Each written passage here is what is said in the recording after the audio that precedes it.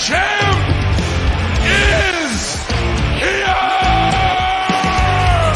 It's just a man! Give me a hell yeah! What the Rock is cooking? To be the man, you have to be the man. Big Papa Pump, and you hooked up. Fallen. Holla, and the Woo, woo, woo! Cup of coffee in the big day. Hey, Excalibur, don't get salty, but it's Wednesday, and you know what that means, folks. Working the Marks coming to you live here on Famcast Media. And so I want to thank you all for tuning in from wherever and however you may be doing so right now on Facebook Live, via streamer, and also on the Working the Marks YouTube page, as well as on Twitch and all of the other social media platforms we have here, folks. I am New Jersey's premier award-winning journalist because my level of honesty is necessary in this era of deception. It's me, Fernando Uribe. Joining me here tonight, my amazing panelists, a lover of fat girls everywhere, the Boricua Nightmare, Macho Rodriguez, certainly New Jersey's premier wrestling analyst, Dominic Bane Mysterio, certainly the only Canadian destroyer that actually sells these days. He's the talent, Tyler Taylor, and of course, Polish producer, Dee Rotten in the house. We love him. And the Polish powerhouse. The Polish powerhouse at Sullivan Production, Dee Rotten, folks. Again, it's Wednesday. Hit that share button, shoot us some comments, emails, tweets, whatever you like, folks, as we're talking wrestling here on Working the Marks. How's everybody doing tonight? You think the darkness was your ally? You merely adopted the dark. I was born in the dark, molded by it. I mean, if you're gonna shout me out as Bane, I gotta do the Bane impersonation. Right? Absolutely, and that was amazing. That was Very amazing. easy. Quick tutorial how to do it. You cup your hands, Put it over your mouth, and then you speak like Sean Connery, but ask questions. and that's it. Real simple. There you Good go. stuff. I love it. Good stuff, guys. Happy Wednesday. A lot to talk about here. Let's get started with actually one topic that wasn't on the menu, but I really want to get your thoughts on it because I think some of us watch it, some of us don't. But Vice TV did announce this week that they are presenting season 5 of Dark Side of the Ring, the wildly popular, again, among the Mark community, of course, as it comes to exposing secrets of the pro wrestling business. The first 4 seasons have had some very interesting episodes, some very dark ones, some very, emotional ones, and some very cautionary ones as well. This season coming up, again, Vice announcing it will resume in mid to late March. 10 episodes is what's slated for this year. In no particular order, though, guys, it's Chris Adams, Sensational Sherry, Terry Bam Bam Gordy, Black Saturday. And for those of you that are not familiar with Black Saturday, that was when Vince McMahon purchased Georgia Championship Wrestling in 1984 just to gain access to its TBS time slot.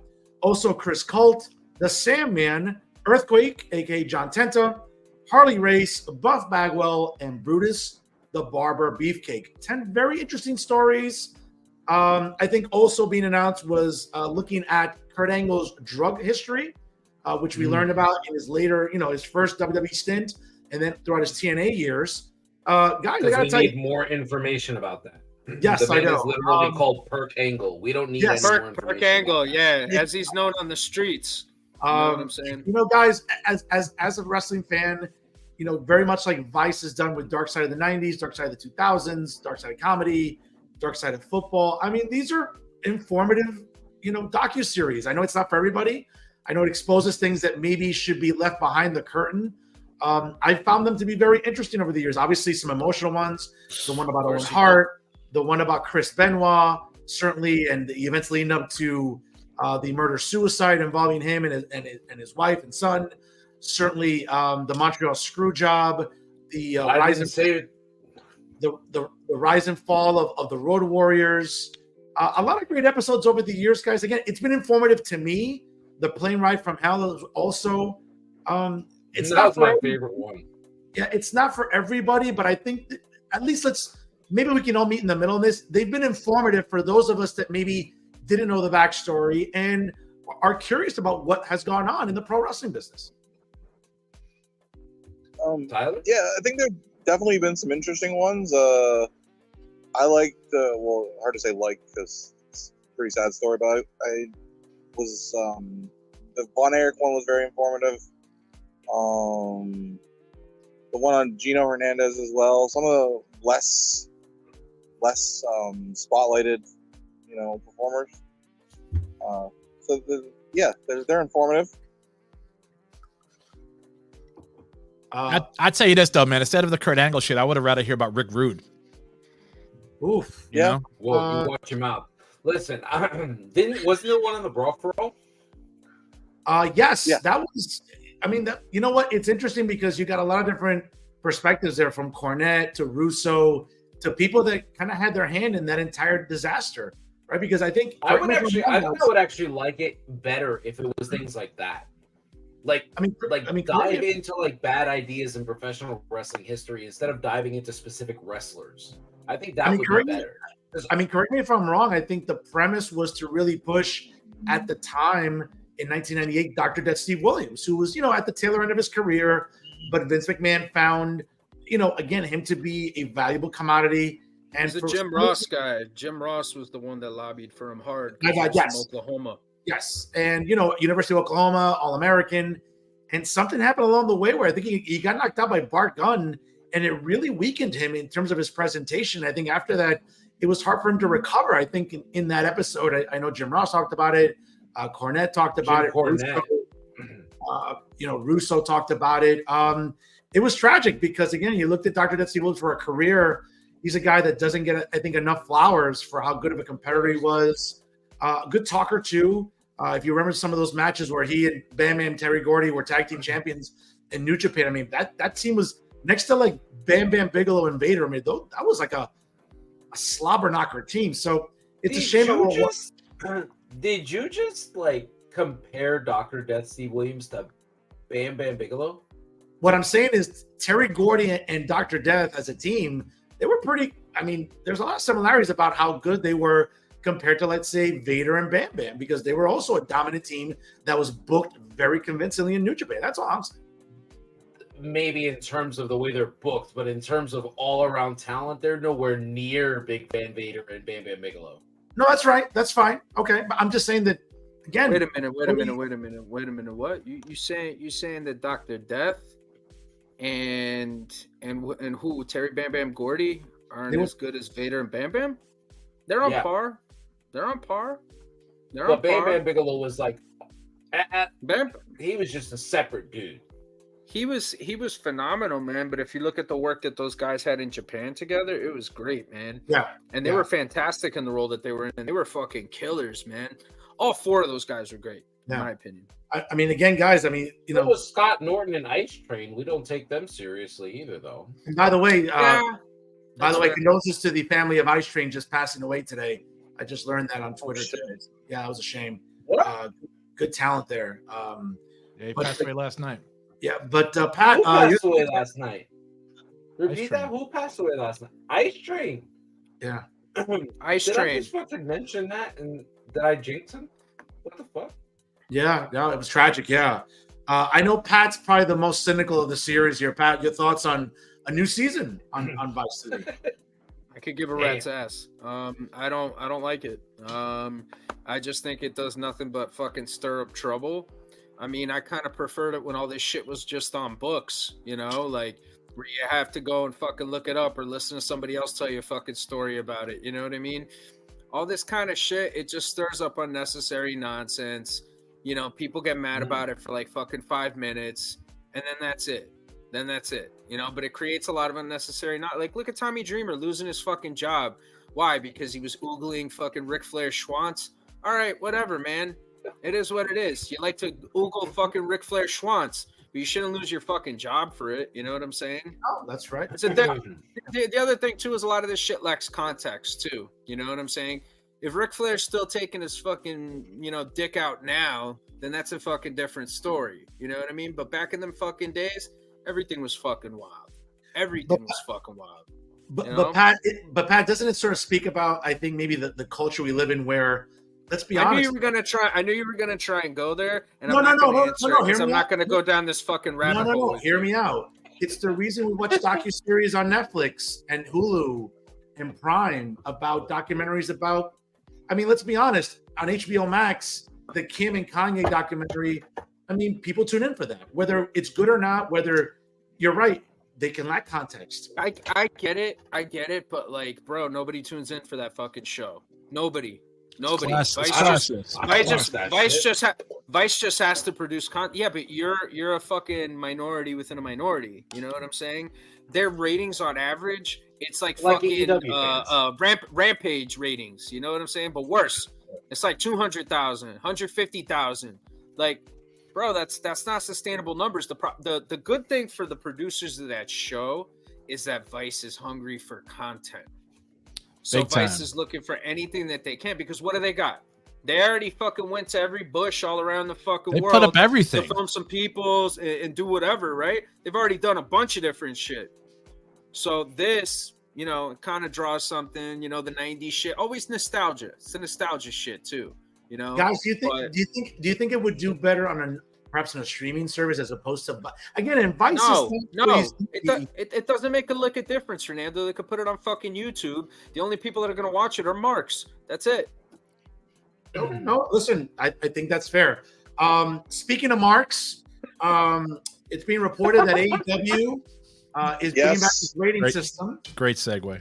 And, you know, I got to tell you guys, for you know, and again, I'll certainly want Tyler to lead off on this. For a rating system that at times didn't make sense because, you know, people were either getting title shots that you would think are circumventing the rankings. I mean, I get it. You're trying to give it this era of legitimacy. And I know that the word legitimacy and all elite wrestling, I mean, is about the polar opposites of each other. But I understand the premise of trying to sort of legitimize it like you would a sport, like, you know, boxing rankings and the UFC. And I get all that. I understand the mindset that's geared toward it. But, I mean, you know, bringing it back for what? I mean, Tony Khan doesn't book coherently to begin with. So you're just going to have the ranking there just to occupy space in a caption? Because they're running out of ideas. Yeah, it didn't. Well, I mean, that's something new in all elite wrestling. But that just seems to me like counterproductive to, if you're pushing certain people in storylines and title pictures, then don't have rankings. Because if that's the case, then whoever's at the top of the rankings based on win-loss and how that's compiled is beyond me, because there are people that have 10 straight wins. And I'm like, wait a second, how the fuck did this person win 10 straight matches when they're never on TV? But more on that later. Hold on, I got to hook this cup of coffee here. You know, Tyler, I'm just curious. I know you're the resident AEW apologist. Your thoughts, brother, on AEW bringing back yet another failed gimmick that didn't work before, brother? Mach, how many times have I messaged you and been like, how the hell is Billy Gunn number 3 in the whatever title rankings or whatever? They don't make any sense, so what's the point? Like, I have a theory. You have a theory?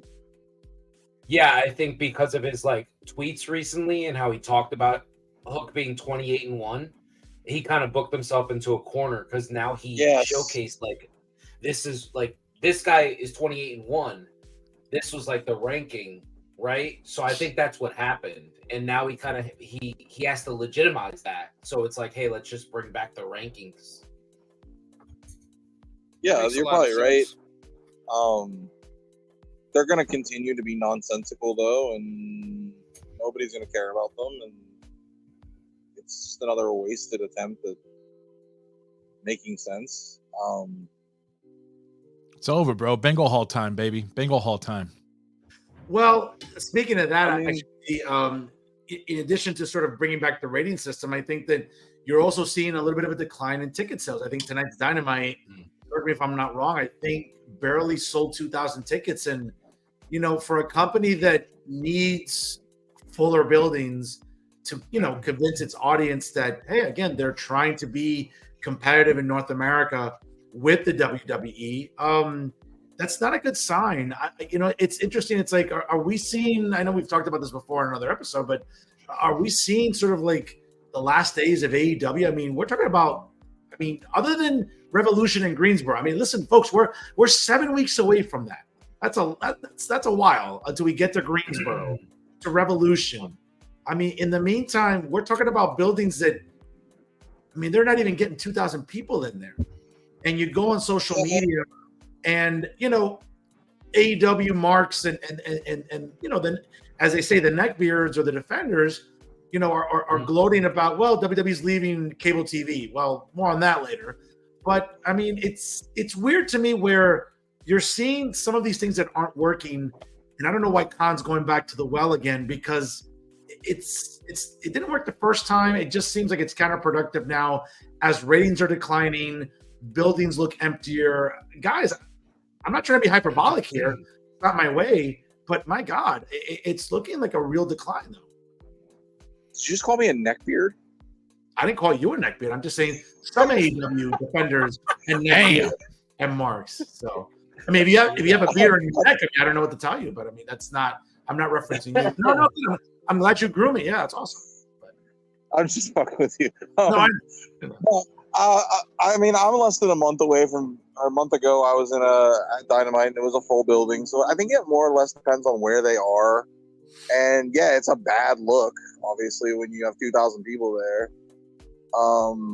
They need to learn from that, and A, not run that building again. B, like we talked about before, maybe they need to look at running smaller buildings. I wish that they would just admit that they're not competition for WWE, and like some of these musical artists that are more about the art than they are about being a commercial success. I wish they would go that direction and say, this is what matters to us. We want to put on these great matches for you or whatever. We don't really care about all the rest of it. I think they would be better off that way. Mach.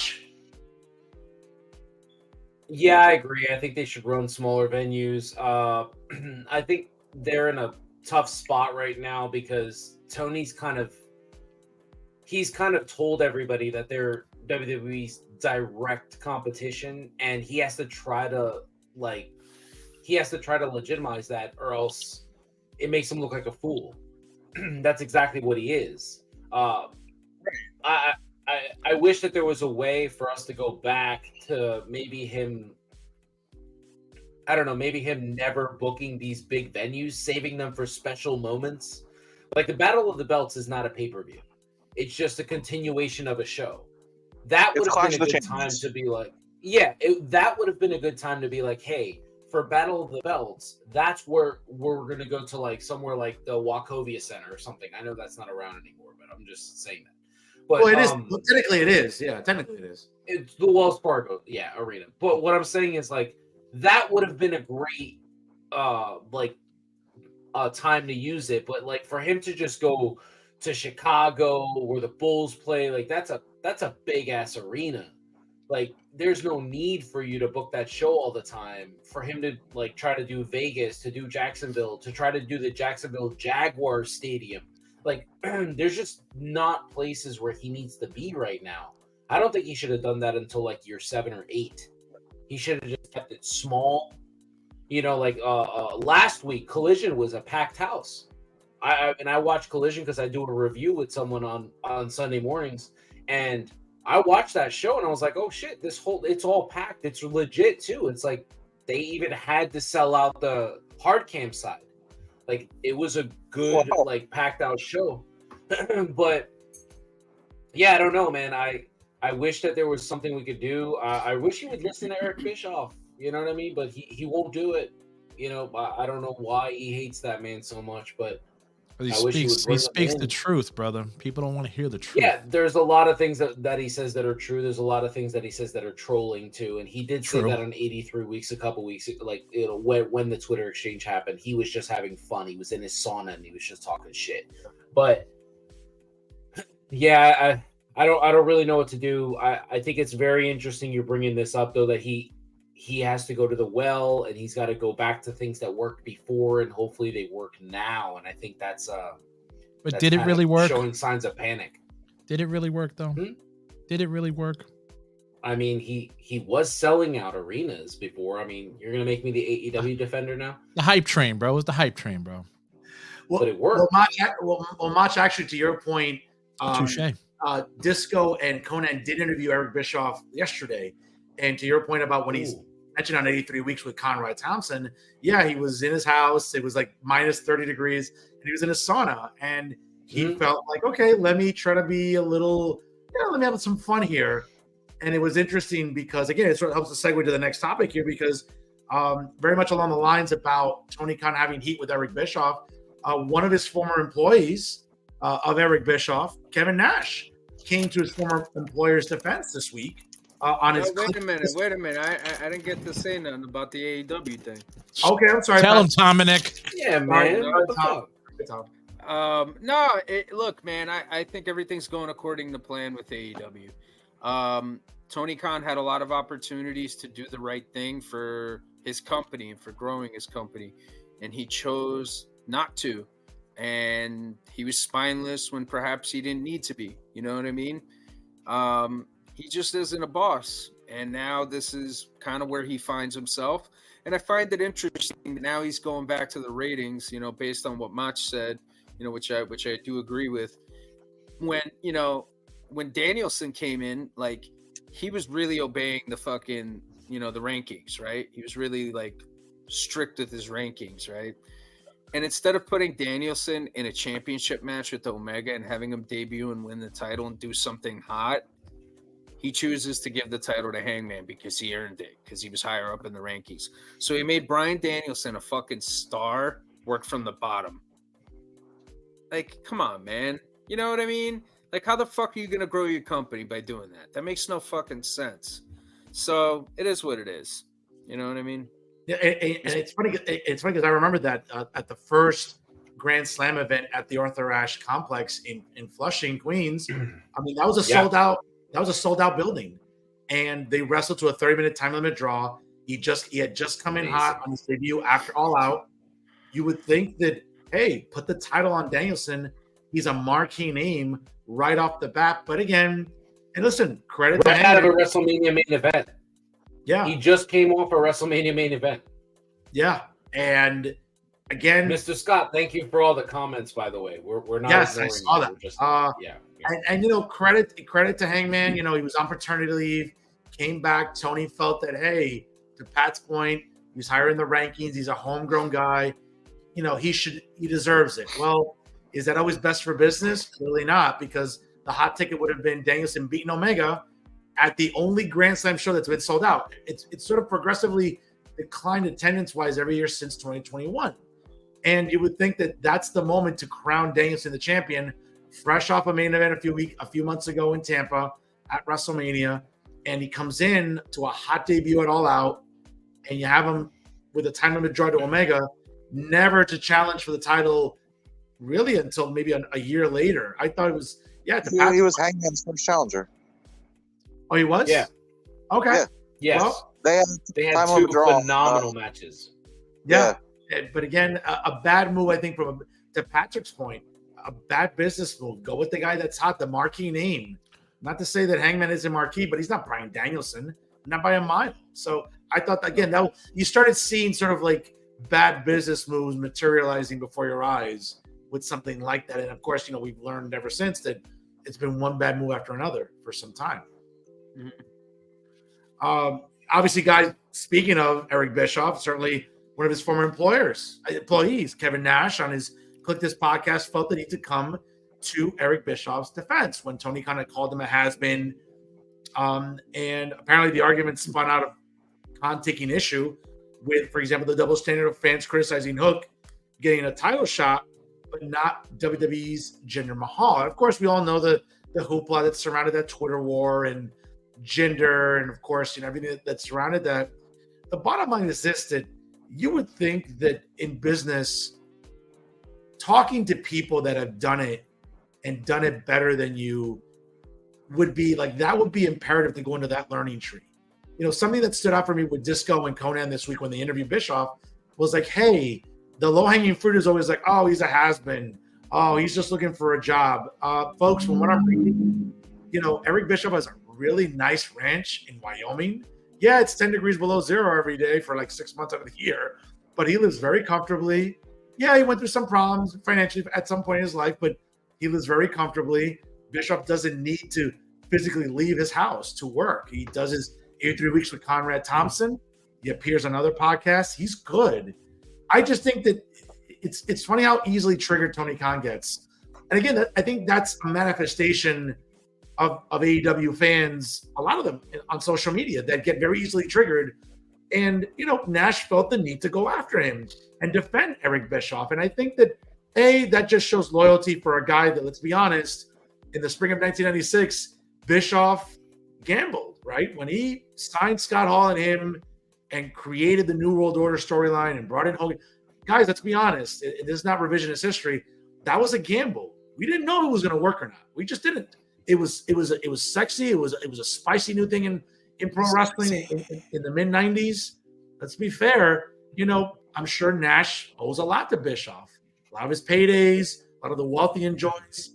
I don't blame Kevin Nash. And I think that when Kahn does this, and he does it repeatedly, listen, you can be critical of people, but if Eric Bischoff, first of all, Eric Bischoff isn't a has-been. He's the only guy ever to give Vince McMahon a run for his money financially, ratings, maybe not always quality of wrestling, but I mean, listen, 83 weeks is 83 weeks.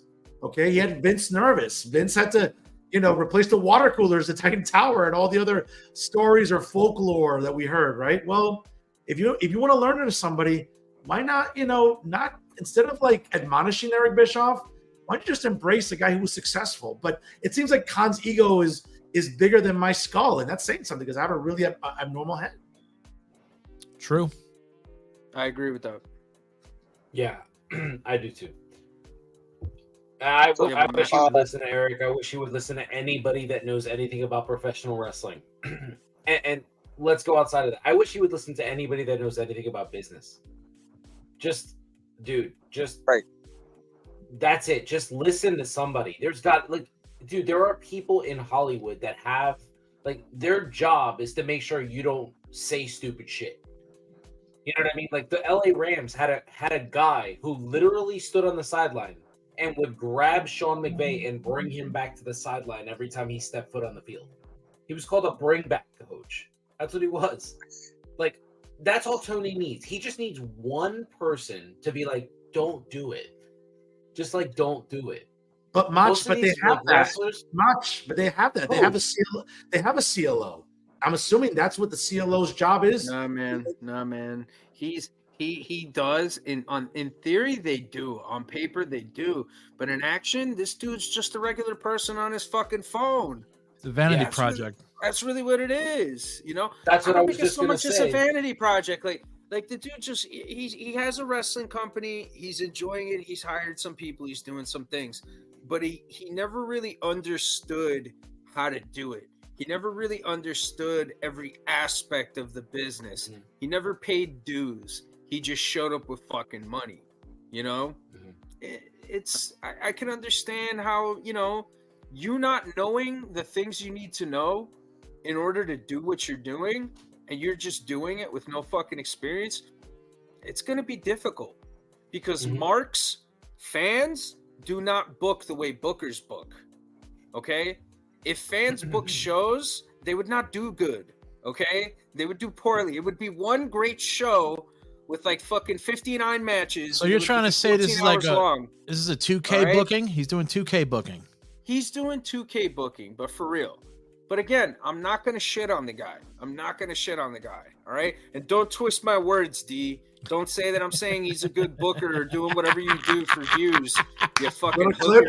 All right? Don't do that to me. But I respect the fact that the guy, did start up a wrestling company and employed people and, has played a part. And I mean, look, for as crazy as this is going to sound, there's a little kid that the first wrestling company they saw was AEW, and that's going to inspire them to be a wrestler in 10 years or 20 years from now.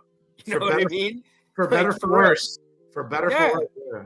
But that's going to exist because AEW's been there. So, you can't shit on them too much, but it's just, this is what happens, man. This is what happens. You could have all the money in the world. You could be a fan. You could truly love it. But, if you don't know what the fuck you're doing and you don't understand it, you're not going to be good at it. Tyler, first of all, are you in a phone booth? I can't really decipher. Oh, you moved. What are you? Oh, he's by the poolside still. Oh, gotcha. Okay, I thought you were in a phone booth. Okay, Tyler, your thoughts here on He's Tony not Khan? wearing bottoms. He's pulling a Donald Duck. Oh, Yeah. Your thoughts on Tony Khan just getting reamed by Kevin Nash this week? Yeah. So the one thing I think he should definitely learn from Eric Bischoff is Eric has said on several occasions he wasn't that involved in creative beyond the NWO. He let the people who knew what they were doing, the Kevin Sullivans, the Terry Taylors, the Dusties, do what they do, and he handled the business side. And that's what Tony should be doing. He should let Bryan Danielson and Jimmy Jacobs and those type of guys handle their business. He should bring someone in to run the women's since he clearly can't. He should. Yeah, but He Tyler, should learn all that from. But Tyler, even on the business side, he's still showing some deficiencies. Like you're on the Turner Network, right? TBS, TNT. Like, if you remember, I mean, this is going back to the early days of AEW. I'll never forget when Cody, Shaquille O'Neal, Jay Cargill were involved in that angle. Like, Shaquille O'Neal is a very visible sports personality. He's on one of the more popular shows on television inside the NBA. And I thought that was great to get them involved, like get more mainstream attention. I think that's a component of business. I don't think he's good at it because you would think that you're on. Listen, again, case in point, the NHL All-Star break is coming. Why not send AEW talent to where the All-Star game is, or to the Winter Classic, or to the NBA studio?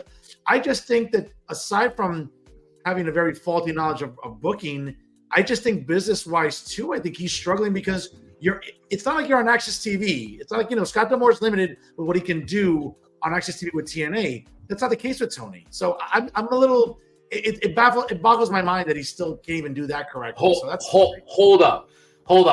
I know the show's called Working the Marks, but I got to mark out for a second. Pat, I think you might join me. Breaking news in professional wrestling. Bryan Danielson goes 1-on-1 this Saturday on Collision against Yuji Nagata.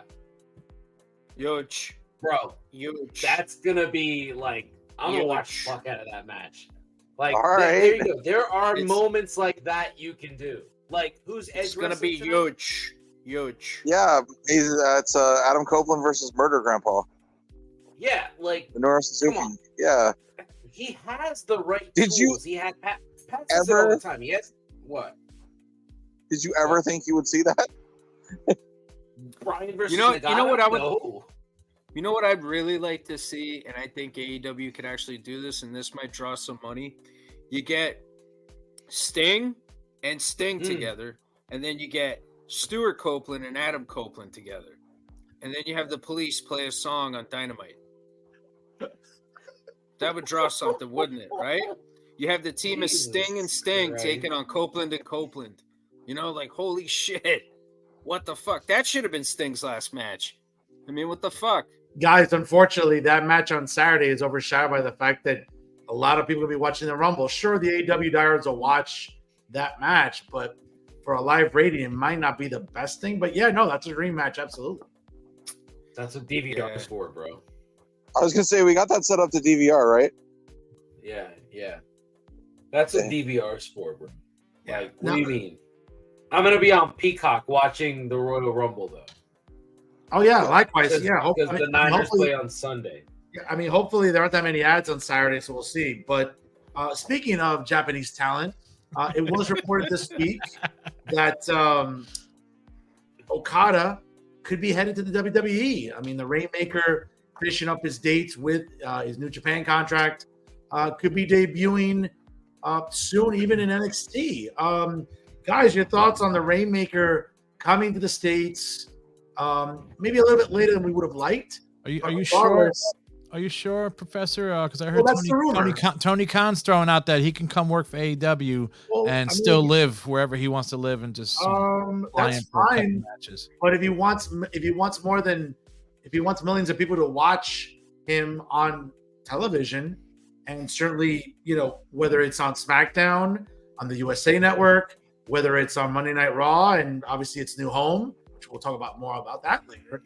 I think it's a good move for him. Obviously, maybe starting on NXT, certainly working with the talent there. I think he could probably Tyler. he could be jettisoned to the main roster pretty quickly. I think it might be a good move for him. Again, nothing's confirmed. That seems to be the hot rumor right now, folks. Right now in the pro wrestling circuit. Guys, what are your thoughts? Huge. It's huge. Okay? Huge. I think if Okada goes to WWE, I think it's only going to be good for him. He's going to be seen by more people. He might not make as much money as, let's say, what Tony Khan's willing to pay him. But, they're going to know how to use him. And he's going to be on big fucking shows like WrestleMania, all that different type of shit. And then by the time he goes back to Japan to finish up his career, fucking perfect. Perfect. I'd love to see him team with Nakamura at some point, but I think him going to NXT would be a good idea. I really do, because you want to introduce him to your audience, right? Because the people who have seen him are mostly the hardcores. They're going to know who he is. You're not going to have to introduce Kazuchika Okada to hardcore wrestling fans. I think putting him in NXT provides him an opportunity for people to get to know him, especially since it's going to be moving to CW. Okay? All that stuff lends itself to Okada becoming a big star in the States. I really hope that he comes over. I really would love to see it. I'm excited about it. I love the fact that that this is like the hot rumor right now, because I'm still very disappointed that Will Ospreay chose AEW. Not because he's gonna go work those guys, but I really, and I said this to Tyler a lot, I really thought that Will Ospreay had the ability to be like the next big star in professional wrestling. I saw him as a WrestleMania main eventer. He did. That's what I saw when I watched him. And he goes over there, and I felt like he's just not betting on himself. You know what I mean? Like that. We're like he's saying, "I'm okay. I can go over here. I can make money, but I get to stay at home." You know what I mean? But Okada's betting on himself. Well, Okada's betting on himself, but I mean, it's different scenarios for different guys. I mean, Ospreay still has potential to be a WrestleMania main eventer. You know, he still has potential to do something like that in his career. I get what you're saying, but like, money talks, man. Money talks, man. I mean, when AJ Styles was in TNA, I don't think anybody thought any less of him. You know what I mean? He was still fantastic. No, he was still one of the best wrestlers in the world. So I think it's kind of a similar scenario in that sense. But TNA wasn't as bad as AEW is now. Fair. With Will, he's also said that he's expressed that he doesn't want to live in the States. So if they're going to let him live over in the UK and still come in and work 2 or 3 times a month, then that's understandable for him. He just wants to be a star. He doesn't want to be a superstar. Maybe he wants to be with his family, though. Maybe that's better for him to be with his family. No, listen, I'm mad at him for that. He was guys, stuck in Japan for wasn't he stuck in Japan for like a year and a half during COVID or something? Yeah. So that to me, I think that's a big deal to him. So that's probably listen, to Patrick's point about money, certainly he's making more money. His dates are more convenient. There's no house shows to do. He comes in however many times he has to in a month, maybe once a month for all we know. I mean, again, it's, Tony, when it comes to putting talent on TV, it's interesting about who he gives a lot of airtime to. But, for a guy that, again, is not going to have to travel very far, maybe it's one, first class, maybe 2 first class round trip tickets from England to wherever it is in the States. Okay. It's a 5, maybe 6 hour flight. Okay. It's not like he's traveling to multiple cities in a week. Sure. And again, if he's getting compensated more than, let's say, what Nick Khan and Endeavor were going to pay him, then who can blame? Again, who can blame him? He wants to be close to his family. I think is for a guy that, especially in a business like this, when you can spend time with family, do that, right? Like, wasn't that always the biggest pet peeve about pro wrestling for decades, that it was a business that ran people into the ground, that they were working 300 days a year, never saw families, missed birthdays, missed quinceañeras, missed communions? Well, that's not the case. What about bar mitzvahs, bat mitzvahs? Put that comment back up. Put that comment back up. Yeah. That was interesting too. Was Shinsuke Nakamura slander on our Yeah, what? Because everything that Shinsuke Nakamura has cut recently has been a phenomenal promo. If you're reading what he's saying, everything has been great, and he's always been like the Michael Jackson. That's kind of been like his character. He's always been like the Michael Jackson like type of star. He's just like bigger than. We don't know if Okada can cut a good promo because we've never heard him cut a promo in like American language. He speaks decent English. He speaks decent English. Guys, in fairness, that's a good start. Guys, in fairness, and again, not to give spoilers away, but tomorrow night on TNA, he does team up with the Motor City Machine Guns against the System, and if you watch the promo with the Motor City Machine Guns, he was fine. Again, he's not reciting the periodic table. He's not reciting the Bill of Rights. It was fine. It was a good fucking promo. Periodic table. You're so weird. It's like the third time we mentioned that shit today. He's the professor. That's a stick, man. I'm just saying. Yeah, what I'm trying to say is Asuka speaks just in Japanese, and she says just the words she needs to say, and it's over. The crowd loves it. She's beautiful. A Mount Rushmore wrestler. You know what I mean? Like, she's just that good. Okada, that's what he's doing. He's trying to be mentioned when it's all said and done with people like Cena, Orton, Muta. He wants to be mentioned in that class. And that's why I firmly believe that for him, I don't think he's going to take money from AEW. I think he cares more about legacy. And he wants to build something. He's a little bit older now than other people, let's say, who, again, Ospreay still has time. Isn't Ospreay in his mid to late 20s, or maybe he's 30 exactly? I don't know. D, where's the Polish producer? Did he go pee or something? What the fuck? All right, D, there you go. D, look up Ospreay's age real quick there and Okada's, please. Okay. Thank you. So again, I mean, different strokes for different folks. They might be in different phases of their career, and if Okada cares about legacy, you want to be seen on as many televisions. Well, Ospreay's 30. And how old is Okada? 36. Okay, again, those are young men in life years. But if you're Okada, you want to maximize your time that you have left in the business. Why not go to where you're going to be seen in stadiums, not just in New Japan for Wrestle Kingdom, but stadiums in North America?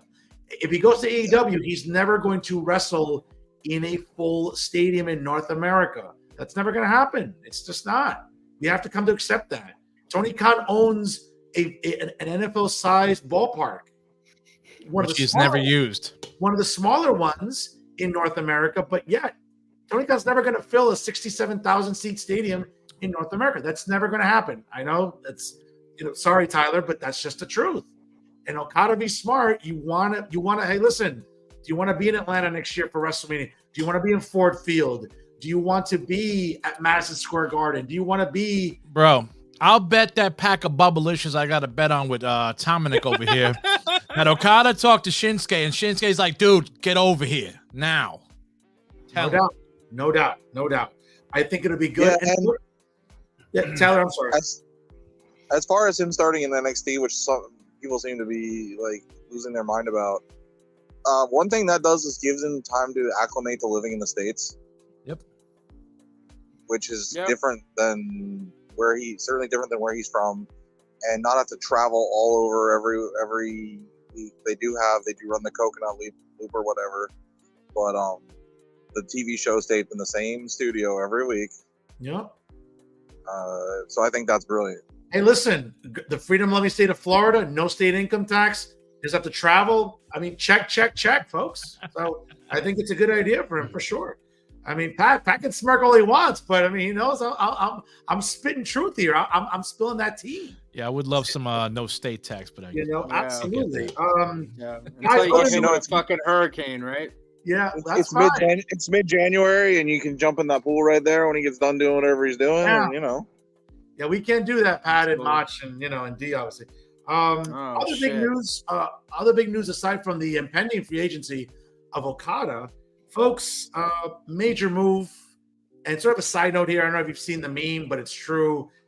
Think about how far Nick Kahn has come, ladies and gentlemen, from a guy on Wheel of Fortune who was able to win enough money to get himself through law school and get a law degree to enter entertainment as an agent and an attorney to where he is now making billion-dollar deals.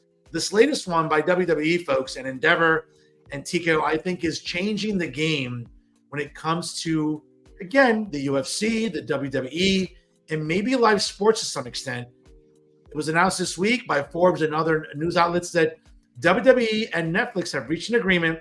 For the next 10 years, Netflix will pay WWE $5 billion to air Monday Night Raw, apparently commercial-free, on Monday night starting in January of 2025. Folks, to say this is a game changer, I think is a profound understatement in the way I think we look at sports entertainment, and I think streaming seems to be the wave of the future. Mm-hmm. Question. Yes. I have a question. I have a comment I'd like to make as well. This situation is fucking bananas. I wouldn't be surprised if they go back to 2 hours, right? I wouldn't be surprised if they make a lot of interesting changes. Yeah, 3 hours commercial free is a lot, dude. Yeah. Not only that, imagine the crossovers that they're gonna do with the fucking Netflix shows and the Netflix movies, dude. Think about that shit, bro. You know what I'm saying? Dominic, that's what around the world, Netflix is gonna host Raw, SmackDown, NXT. So if you got a VPN and you want to have everything on one shot, so okay, but they're also gonna end up doing the PLEs too. I heard. So Fernando, you probably might be getting your wish now. Yeah. No, everywhere but the States. Not in the United States. Yeah, everywhere but the United States, around the world. Wow.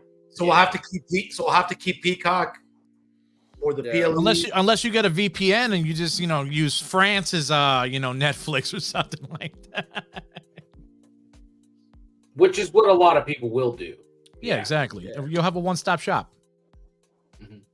Guys, it's a game changer because I think now it starts setting the seed to really put ESPN on notice when it comes to UFC eventually probably doing the same thing and going to Netflix, or maybe going to be, again, I'm not the UFC aficionado that a lot of you guys are, and I think it's really egregious paying $80 for a UFC pay-per-view. I mean, yeah. You're quite smart, but man, if you can get that on a streaming service like Peacock or Netflix, where you're not paying $80 a month, for a pay-per-view, that's a game changer. I think that could undercut ESPN too, guys. I think we're not thinking about that from the UFC side as well. But let's keep it with WWE though.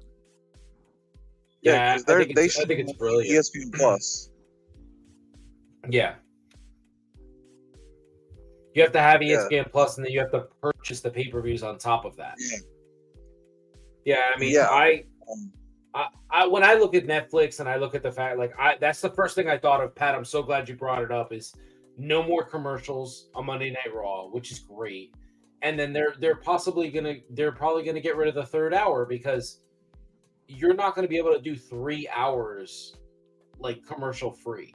They're gonna have to cut it back. So it could be 2 hours. Well, Netflix is about to announce that they're changing their prices in a couple weeks.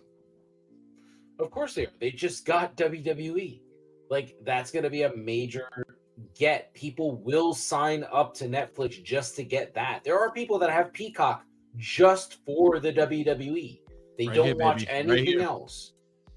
Well, I mean, that's what I got it for. I mean, there's a lot of stuff on there, but that's what I got it for. I mean, and Sunday Night Football. Well, guys, what's funny though is that, I mean, I was looking at the market today, and it's interesting. After that announcement, the Netflix stock really went up this week. It closed today up $52, while the WWE stock only closed at above $5. And I just thought that was like, holy cow! Like, that's, again, for someone who looks at that on the market, I was like, wow, that's great for Netflix shareholders to see the stock close today at such a high level. WWE is kind of treading water. The announcement didn't really make much of a difference with the stock there. It closed up $5 tonight. We'll see how it does close for the rest of the week. But no, listen, you guys are right. I think that Netflix, the crossover, I think it's going to be maybe a good experiment. Obviously we're seeing SmackDown on USA. I don't recall how long that contract's for, and I don't recall how long the CW contract is with NXT. But again, if it goes well, right? Maybe fine tuning the show. Maybe again, guys, 2 hours commercial free without any breaks. I mean, that's going to be a little bit of pressure on the writing. They can't do it, man. No, not at all. Wrestlers need a breather. Are you fucking kidding me? When you go to a live Monday Night Raw, they're doing the fucking show live right there. No commercials. Yeah. They're not stopping and going to commercial in there. They're running around. They're doing whatever. So they show video packages. You show vignettes. You do more character shit. You can do stuff backstage that gives you more of an opportunity to tell stories. Like, get out of here. Get out of here. Come on. Like that. So they'll be ready, and they have a year to prep for this. They have an entire year to prep for it. So you think keeping it 3 hours is going to continue, or do you think it'll? I think there's a possibility they could go 2. They could keep it 3. They could do whatever the fuck they want, you know. But it's going to be interesting once they finally do it. Like there might be some changes, but it lends itself more to character development. That's what they're fucking good at. Yeah, that's what they're fucking good at. That's how you make stars, man. Exactly. Tyler, your thoughts since AEW is having, it's having trouble drawing flies, much less anything else. You think a streaming service is in their future, baby? I don't honestly know. Do you take every opportunity you can to take a cheap shot, or like? No, I'm just making an observation. I mean, again, I'm a scientist. I make observations. That's all. I have no idea. There was rumors of them, having a deal with Max. Obviously, that didn't come out. This is good news for them though too, because that means that Time Warner didn't get the WWE deal. I think we killed Macho. Time Warner didn't get the WWE deal, so now they'll probably keep their deal. Oh yeah, TNT and TBS, they have to keep AEW now because they're losing. Like they don't have a choice because they lost WWE. They have to keep that product. What if they don't want wrestling like when WCW? No, they want wrestling. Wrestling's way too big. Think about it right content. Now. WWE just wants Netflix. Yeah, that's what they want. A live streaming content. That's it. That's what they want. They want wrestling. Maybe it's not good. It's not good wrestling, but I mean, they want wrestling because it's still a marketplace. What about TNA? Wrestling is bad. What about TNA? Aren't they looking for a network? Guys, as much as I love TNA, I think it's, I just get a sense that Access is their ceiling. They're gonna have to do better with buildings. They're gonna have to keep it. Damn, this is the TNA fan right here. You're a fucking pessimist, bro. You're a fucking pessimist, man. I mean, they taped TV in a rodeo arena last week, so. Damn, dude, Alan's even ripping them. As long as they have like talent that's recognizable from WWE, you can build a program around them. And honestly, I think the real wrestling war is going to be TNA and AEW. Nick Nemeth, the more AEW goes down and the more TNA comes up, they're eventually going to meet. And if TNA lands a fucking a deal with a better network, that's going to be the real wrestling war. I mean, that's going to be the real wrestling war. Guys, that's the challenge because Access, again, unless you are on a streaming service like Sling or AT&T or DirecTV, it's not on traditional cable. So again, that's another big challenge that TNA faces with Access. It's not something that's readily accessible. And despite the fact that, listen, they're doing good numbers for what they can do via Access. And Access is not a bad channel. There's a lot of great music content on there, a lot of great docuseries. I don't know if other streaming services will be interested in them. I hope they are, but if that's the case... You don't think they'll go to Netflix with WWE with TKO? Why? I mean, they're down with TKO, so you don't think they'll try to pull them to get more? Like, hey, we got TNA over here too. It's a good deal. If that happens, let's be honest. The AEW has to worry because, again, you're being on a streaming service that is accessible to millions of people. The world, baby. And I think that would be catastrophic. To Macho's point, TNT, Turner Networks feel compelled now. They may not want to give Tony Khan the money they gave him originally in 2019, but they're going to feel compelled to have to keep that content on there. Power of Christ compels you. Yeah. Yeah. So, I mean, we'll see where it goes, but a big move. Obviously, keeping it in sort of a corporate structure here and setting. This week announced a new member to the TKO board of directors was named, and his name is Dwayne Johnson. And folks, talk about started from the bottom, and now we're here. You know, Paul Levesque and Dwayne Johnson one time headlining house shows in Kalamazoo, Michigan, and now they're at the New York Stock Exchange. And you know what? They're at the New York Stock Exchange ringing the bell during the market. And I got to tell you, folks, I mean, that is a full circle success story if I ever saw one, from two guys that started in the business and now, you know, obviously Dwayne Johnson being able to keep the trademark of his name, The Rock, what that means now that he sits arguably at the head of the table almost. I think it's another great corporate move. Obviously, you saw Nick Kahn. Folks, what can you say about TKO as a business conglomerate? They're getting it right. They're getting the right people in right positions to succeed. I mean, it's a win-win for Dwayne Johnson, for a guy that, you know, whose movie career lately hasn't done as well, right? Some movies have called into question whether or not he's still marketable. That's not the case, folks. He's a great business mind, and it shows when TKO wants him on the board of directors.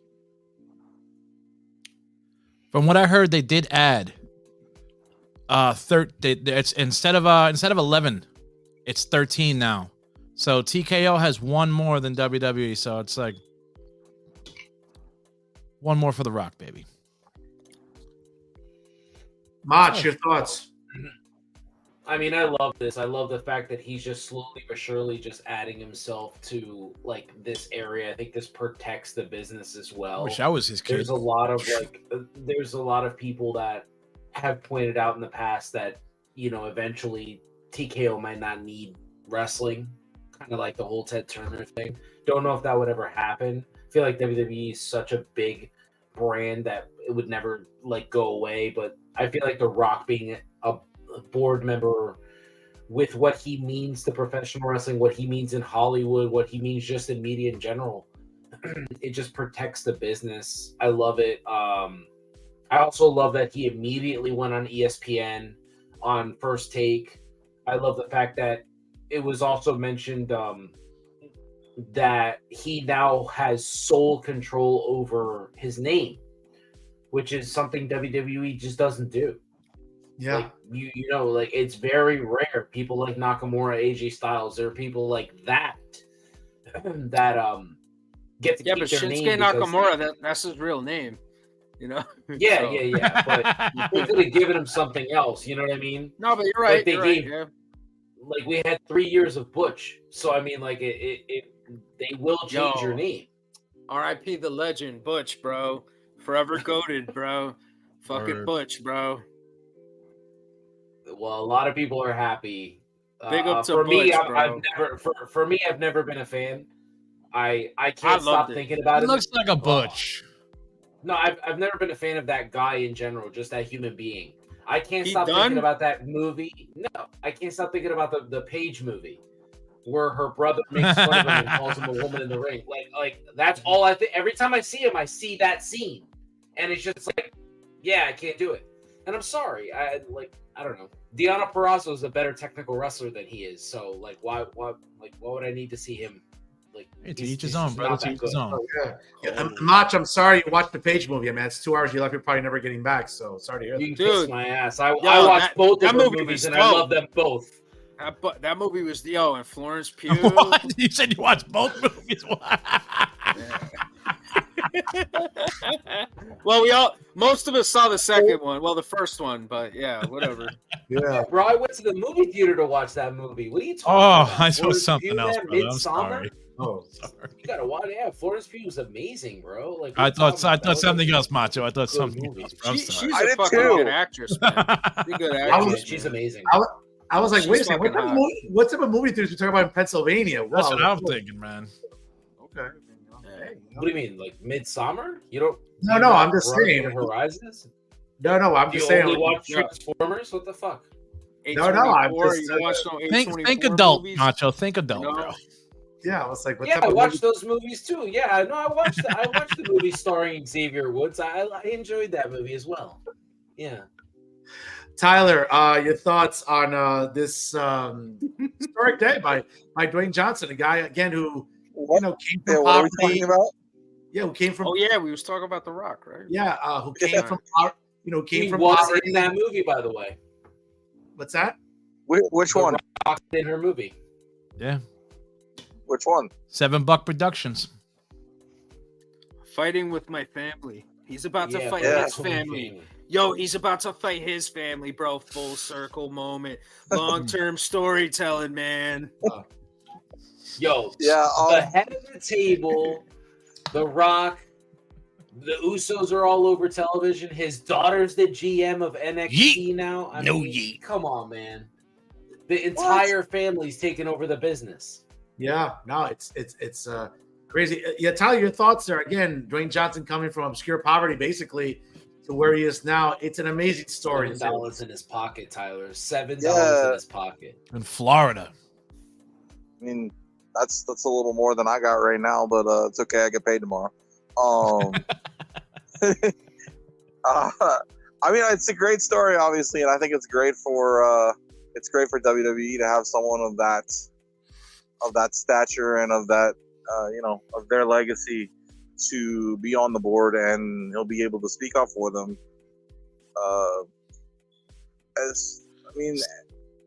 He's obviously, anytime you can get him more involved and have him around more, it's a good thing, right? I'm not a huge fan of The Rock, to be honest with you, but you can't smell what he's cooking. I don't always smell what he's cooking. But you're a fan of Adam Cole, which makes no sense to me. Hey, baby. Okay, well. Boom. Okay, well. Let me ask you this though, Tyler. Do you know if he's on TKO's side of the fucking board, or is he on WWE side of the board? Which one is he? I don't know. I believe he's TKO. TKO. I believe he's on. I got it wrong, but I believe he's on the TKO side. Yeah.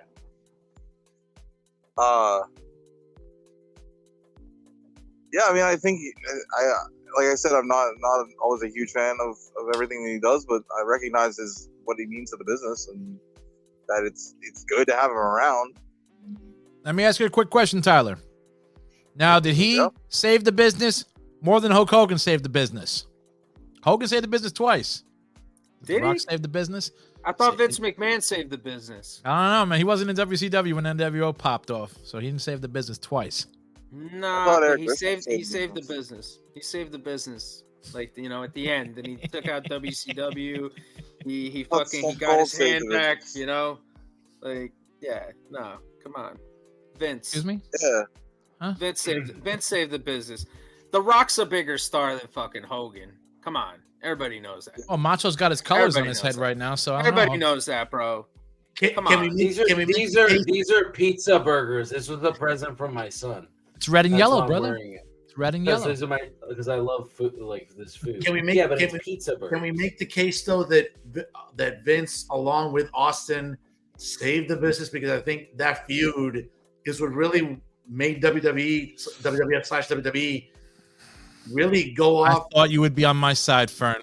I thought. Well, no. I mean, listen. We have to be fair. I mean, Austin versus McMahon. Trust Cubans, bro. Austin, the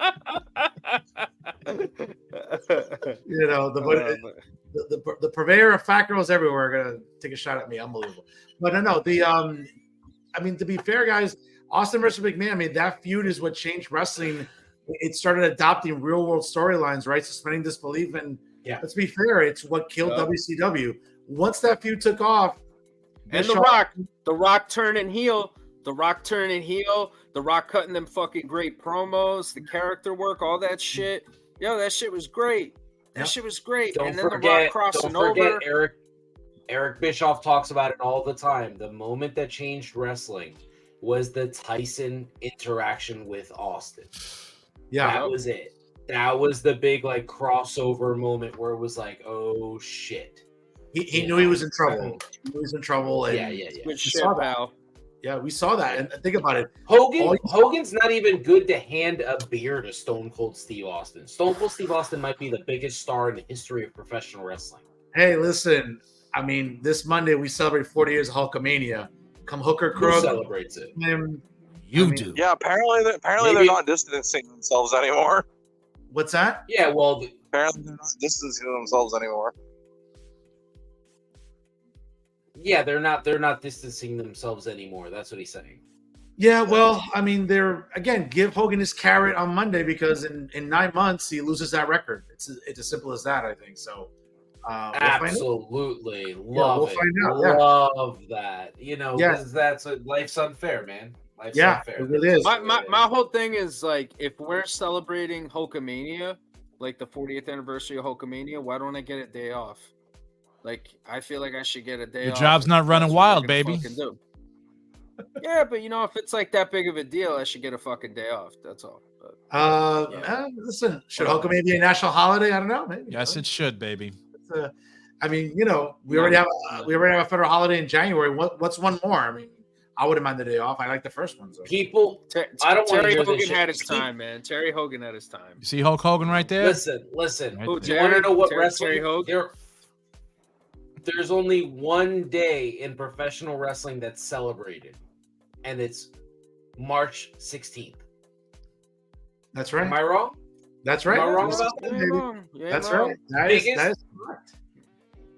That's right. You're wrong.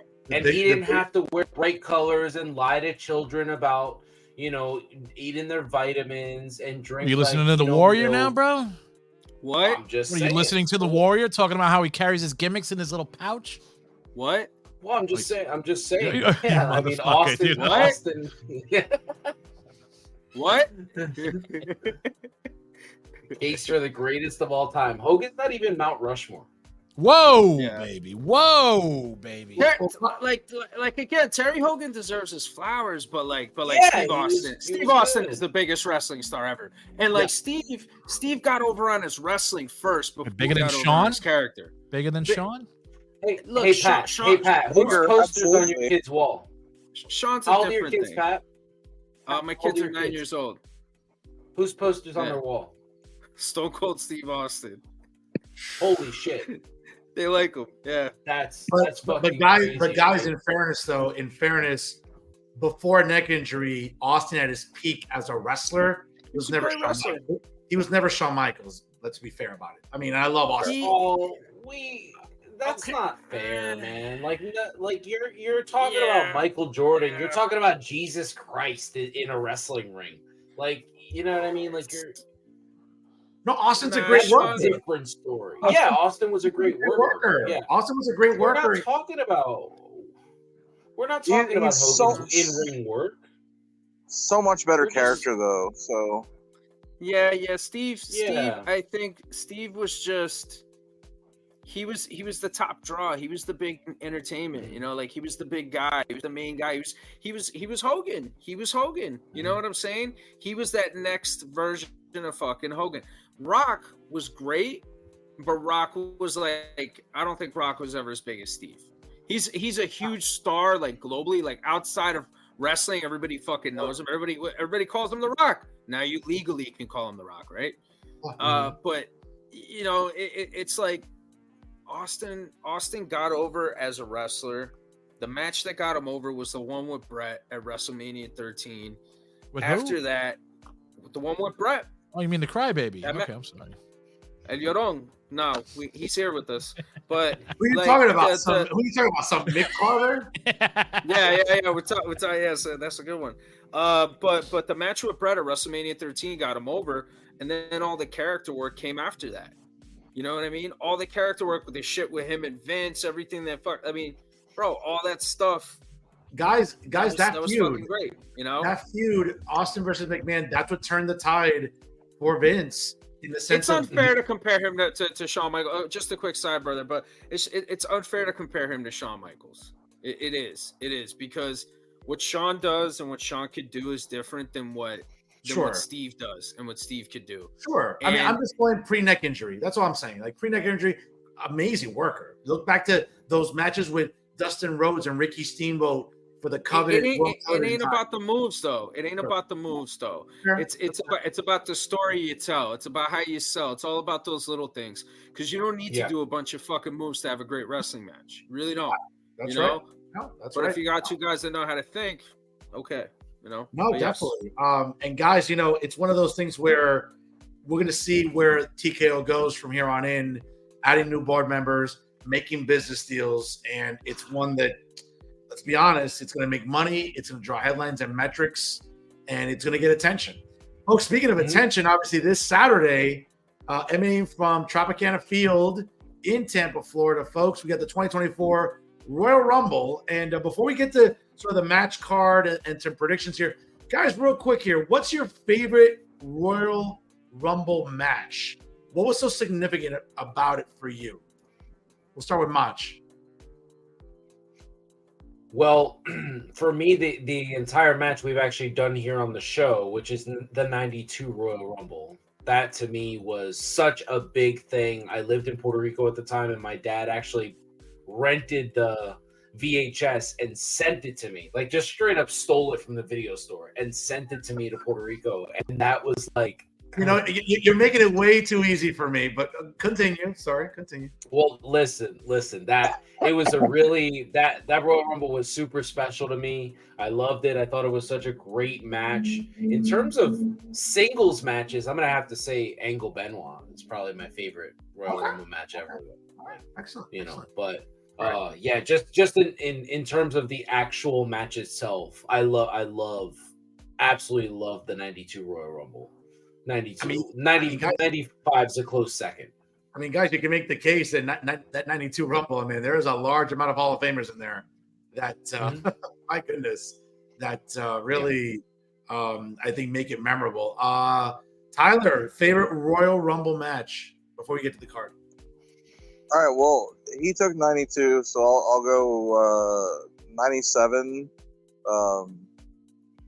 You know, the business was just starting to come back for WWE, and Austin, you know, being eliminated and then coming back and winning it with nobody seen him being eliminated.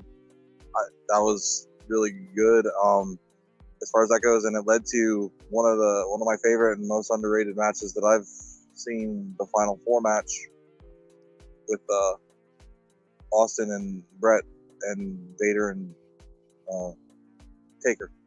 So I'll go with that one. As far as the singles match goes, again, he took mine. So I'll say Shawn and Triple H from 2004, the Last Man Standing. Wow. Amazing. Okay. Excellent. Amazing. Patrick. It's tough. Well, my favorite Royal Rumble. My favorite Royal Rumble match ever is the 1999 Royal Rumble that was won by Vince McMahon. And I loved it because it was such a fuck you. And normally, like the Royal Rumble, whether it's, you know, a heel or face that wins, it's usually a good feeling, a happy feeling, a nice feeling that, you know, somebody won, whether you liked them or you hated them. But the fact that Vince won and the way he won, it was just so fucking slimy, and I felt like it added to the McMahon-Austin feud and cemented Vince as the greatest heel of all time. As far as matches go, I don't want to go with an old one. I'm going to go with a newer one. I don't remember what year it was, but I'm pretty sure it was John Cena versus AJ Styles. I think it was 2017. That match was phenomenal. Okay. Well, guys, I gotta say my favorite Royal Rumble match. And it's probably the most cosmopolitan one. I'm sure you'll laugh when I say this, but it was 96. It was the very first one where you heard each wrestler's ring entrance music, and that had never happened before. And I think that adds to I think the intrigue about what makes the Rumble event itself so memorable and special. Again, when it first started, you know, a regular Sunday night event on USA Network in 1988, where, you know, Hacksaw Jim Duggan outlasted the one-man gang. Okay, great. You know, a great event. We'll see where it goes off into, and it became one of those marquee events every January. But I think that what makes the match and you know, why watch parties are so fun and why people get amped for it is because of the ring entrance music being added to each participant. That had not happened in all the years preceding 96. And I think once you started seeing the music, that added a different element to the match itself. I mean, think about all the historic themes about surprise entrance. Think about Edge in 2020 returning after X years. The greatest surprise in Royal Rumble's history. Yeah. That is the best surprise. Well, I'll actually top one that's comparable in 2016, AJ Styles just having signed from TNA. Look at that one. No, no way. 1996, Dick Murdoch in the fucking Royal Rumble. Who would have fucking thunk, huh? There you go. Yeah. Again, I think that the element of the theme music really adds, again, in 2010, Edge returning from injury, right? Also, Mr. Perfect in 2002 after being away for so many years. I mean, there's just countless moments that I think because of coming out to your entrance music, that really compels, Booker T returning in 2011. Look how that building popped for Booker T. Dude, the way Punk sold that was amazing. Oh, absolutely. That is one of my favorite. Absolutely. I think, again, that little tweak to the match adds a lot to what makes the Rumble match itself special. So I always look back at 1996, again, being the first time that happened. Yeah. Favorite match at the pay-per-view / PLE itself, and I think you might find this to be very, very odd. I gotta say, Benoit Jericho ladder match, very underrated singles match in Royal Rumble. You said his name, dude. Yeah. I have said his name. He said his name twice today. Yeah. So. Very what about underrated. you, D? What's your favorite? I don't care about the matches, but my favorite Royal Rumble was when Ric Flair won the title. There you go. That was the best. That was the best one, bro. Yeah. I'm the original motherfucker. I was there, bro. I was watching the pay-per-view. And Dallas. It was just amazing. But he was 17 years old, man. You were 17 when you saw it. I was only 7. 94 was good also. 94 was really good. It was the first time we had a special moment like that. That was really cool. Co-winners. And even still, Lex Luger still couldn't get over being a co-winner of the Royal Rumble. Talk about my boy. Go figure. The Lex Express, right? But turning our attention to 2024, guys, only 4. Wait. Hold on. I got a trivia question for you though. Sure. Who won the very first Royal Rumble? Hacksaw Jim Duggan. Yeah, Hacksaw Jim Duggan. No. What? It was at a house show. It had 12 people. Vince McMahon wanted Pat Patterson to show him what his concept was. The one-man gang. Oh, interesting. Really? All right, interesting. I did not know that. I thought the first one was on USA Network. Oh, you ain't got no fucking trivia, Uribe. You ain't got no fucking trivia. You never do no fucking trivia. Good catch, Tyler. Very nice. Very nice. I saw it on one of those videos there the other day. Yeah. Holy shit! Wow.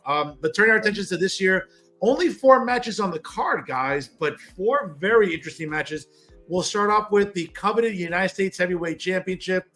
Logan Paul, in his first title defense, will face off against challenger Kevin Owens. I think it's been budding for weeks. Owens winning the tournament on SmackDown. I think their showdown last week on SmackDown was great. Obviously, they're good talkers. We know that Owens can work. We know that Logan Paul, in these small sample size thus far, has proven to be an incredible commodity for WWE and TKO. Obviously he's a trendsetter. He's an influencer. He's gotten it really down packed, and I think the sky's the limit for Logan Paul.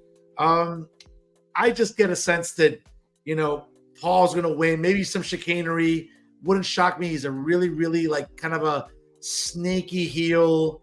He's playing that role so well, and Owens is so over with the crowds right now. Bless you. God bless you. He's such a great talent. I think Logan Paul retains here, but certainly I think a match of the year candidate already for 2024. I wonder what the cage match rating is going to be. Yeah, what's that? I wonder what the cage match rating is going to be. That's yeah. Yeah, I'm picking Logan Paul. I don't think he'll lose the title because I think he's supposed to lose it to the Mr. Kennedy wanted to be at WrestleMania. There you go, baby. Yeah, I'm looking forward to it in Philadelphia. That's for sure. That would be a cool surprise. I'll pop the fuck out if Mr. Kennedy shows up on Saturday. Oh my god, yeah. That would be good. I'm sorry, Patrick, Tyler. What do you think? That match probably kick off the show. Maybe, who knows? Yeah, I think it probably does, and Logan retains with shenanigans. Probably. His brother will probably come in. I guarantee his brother will be there. Yeah, I think Logan's gonna retain too. Okay. Yeah. Guys, moving on to the undisputed WWE Universal Championship in a fatal four-way. The champion, the head of the table, the GOAT, the tribal chief. Acknowledge me. Takes on 3 challengers in the Viper, Randy Orton, in LA Knight, and the phenomenal AJ Styles. Again, a lot of intrigue. They have really built this program up in the last few weeks with the Bloodline. Certainly some backstories. The Bloodline laying out AJ Styles. The Bloodline helping Roman defeat LA Knight. The Bloodline taking out Randy Orton. I mean, again, a lot of interesting, dynamics here that really create an intrigue for the match. I expect Roman to retain. The real question is who does he pin, and will there be chicanery involved in that again? I kind of see Roman pinning LA Knight maybe after an RKO or a Styles clash. Maybe Roman pushes somebody out of the ring, takes the cover. But here's the intrigue for me. I wouldn't be surprised if this is where you start planting the seed, where Roman's gloating in the ring. You hear The Rock's music. The Rock lays him out, drapes the title on him, and just points up with the 1, looks down on Roman, and just walks away. I think maybe that's how we end the show. I wouldn't be surprised about that. That would be some interesting booking. Mm-hmm. Yeah, Roman's going over. It's not even close. They should do the finish from was it HBK versus Edge versus Orton versus Cena, where HBK hits the super kick and then Cena falls on top of I forget who it was for the pin. Orton hits the RKO. Roman falls on top of AJ for the pin, and it's another cheap win that just pisses everybody off. Yeah, that would be solid. I like that. Okay. Yeah, I don't think that would be terrible. Roman wins. Yeah, Roman's gonna retain, man. He's got to keep that thing till Mania, till he faces Rocky. But I'm sure it'll be a really good match, and all 3 guys can go that are in there with him. So I expect nothing but a good match for sure. Yeah. Well, guys, again, it should be. Yeah, it sounds like it. It should be interesting. And again, it still leaves the opportunity for Roman to feud with other people after WrestleMania when he retains, once he defeats The Rock at Mania, which seems to be the scheduled match as of now. We'll find out more on that, obviously, in the coming weeks here on the show. Let's turn our attention to the women's Rumble match, guys. Certainly, it debuted in 2018. I had the privilege of being in the shithole of North America in Philadelphia that January for the inaugural Women's Royal Rumble that was won by Asuka. Another really good Rumble. Yeah, really good Rumble. Certainly a lot of surprises in there during the night. Oh, you got to see Ronda debut, you son of a bitch. Yeah, no, I dozed off when she came in, but no, yeah, definitely. You can kiss my ass. Fucking Cubans, I swear to God. Obviously a lot of confirmed entrants. We all know Maxine Dupree, my girl, Ivy Nile, Becky Lynch, Bianca Belair, Nia Jax, Bayley. Maybe some surprise entrants, maybe Mrs. Calloway, aka Michelle McCool. Who knows other? Nah, she already surprised last year. She won't do it again. Oh no, it's who knows? Trinity Fatu. Maybe Trinity returns. As Naomi. Who knows? Maybe Alexa Bliss. She's I think many months since giving birth. I think some recent photos came out of her. Looking in great shape. We'll see. Maybe Alundra Blaze. Maybe Wendy Richter, since Tony Storm called her out during the recent media scrum. We'll see. In any event, it would, guys, I think we've talked about this for weeks now. We're seeing maybe the disintegration of Damage Control. What a better way for Bayley to sort of break away from that faction. Oh yeah. Win the Rumble match to challenge ultimately Io Sky. Whether or not she gets some help from another best friend of hers, we don't know. We'll see this Sunday night at Tropicana Field, but I will be shocked if it's I would be shocked if it's not Bayley winning this Sunday. But it's always entertaining, the entrance, the surprises. And listen, the women's Rumble matches, I can't think. Again, it's only been in existence since 2018, but I can't think of one bad one since its inception. It's been beautifully. It's been great overall, guys. I'm picking Nia Jax. Why, dude? Why? Well, he likes. She can't cut a promo. You're not watching wrestling today, then that's what it is, because she can cut a promo. She has organic heat right now. There's no one in the business. Triggered you are. Not named. Look how triggered you are, D. Yeah, and I'm not saying she's ugly. I think she's gorgeous. I just think she can't cut a fucking promo. I know you're Uribe would like if she had a dick. Listen, so she's got organic heat. And I legitimately feel like this is the way it's going to go. She's going to win. That's the only thing organic about her. She's too big a heel to wait till WrestleMania. She wants to do something that nobody else could do. She wants to beat Mommy in her hometown. That ain't happening, bro. Rhea in Perth. And then guess what? Rhea beats her because Rhea beats everybody. Mommy's always on top. The show closes with Rhea on top, just like normal. Becky wins the Elimination Chamber, and they close the show in a face-off leading up to WrestleMania. That's what I see happening. That's happened before, though, right, guys? Where the Rumble winner, correct me if I'm wrong, didn't happen in 2008 where Cena didn't wait until Mania to challenge, and then he lost his opportunity, and that's why he became a triple threat. Is that what you're saying? That Nia wins, and then she doesn't wait until Mania, she gets the title shot before? Is that what we're saying? Yeah, I think she challenges Rhea in Australia. Okay, interesting. I think he's half right. I think Becky's going to win the Chamber, and I think Bayley's going to win the Royal Rumble. I think it makes sense for what they've been doing for Damage Control. You have no Charlotte. What are they? Are they going to pull a rabbit out of a hat? You know, Sasha maybe. That's the rabbit, but she could get mixed up with that angle. That's a good way to make that big. And, Jade Cargill, but Jade Cargill needs to be on her own. Jade Cargill don't need no little fucking buddies, No. I mean, like, that would be a shock to people if she won the Rumble. If she just came out and wins it. Well, I don't know, man. I don't know. I mean, that would be a shock for sure, but I don't know, dude.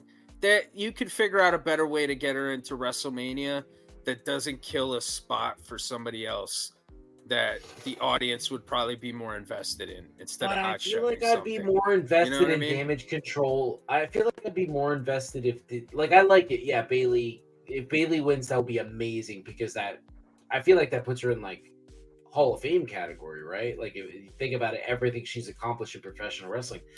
But I feel like the story would be better off if Damage Control is the reason she gets eliminated. Like they're at fault. That could be cool. That could be cool. That's possible. That could be cool. That's possible. Tyler, who do you like on Saturday night? First, let me say I'm so dumb that I could not realize why Bayley kept saying she was going to challenge Rhea. Obviously, because Io has the title. Yeah. So let me call myself out there.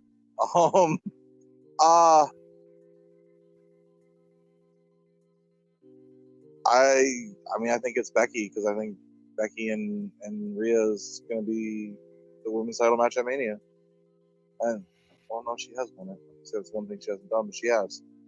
Yeah, I still think it's Becky. Becky 2-time. So do you think that?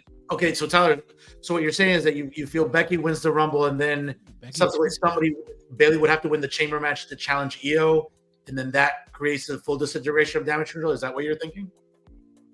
Yeah, I mean, I guess that's a good way to do it too, because she's forced to challenge her, and then they can kind of,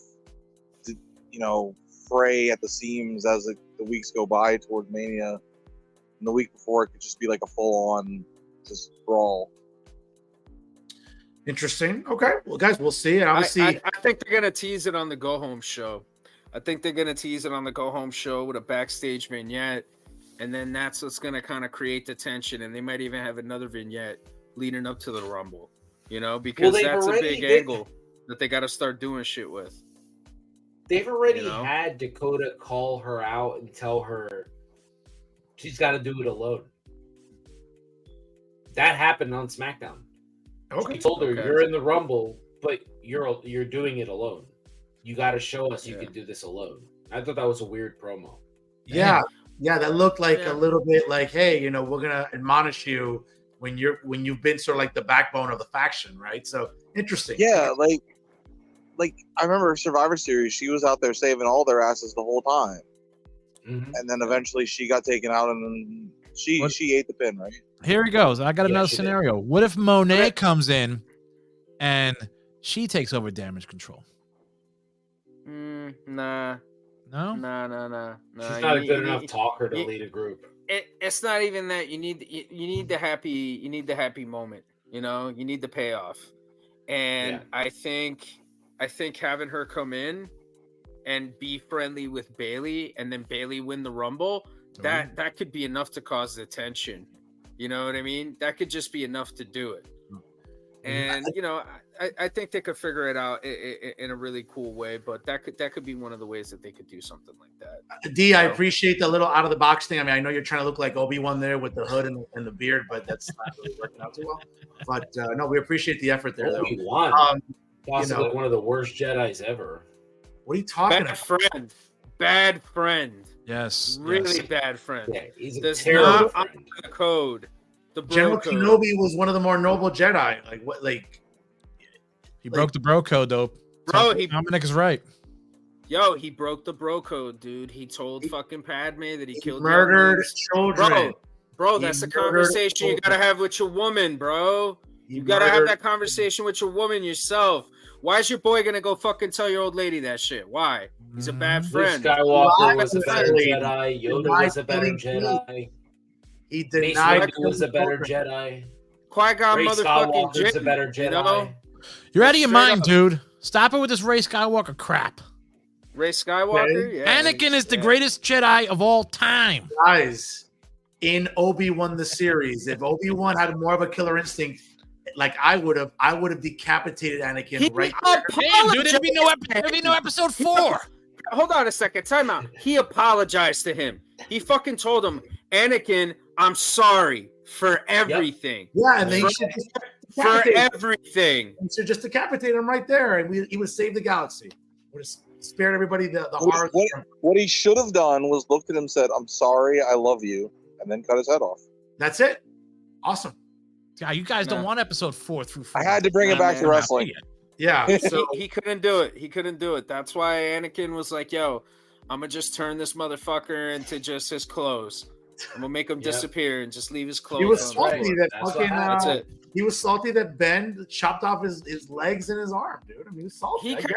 He kind of went over better, I think, in the long run. Because like he dipped his toe in the dark side. Well, he burnt his body because again, Obi-Wan's a bad friend, bad fucking friend. Yeah. Okay, he got it. Qui-Gon would have been disappointed.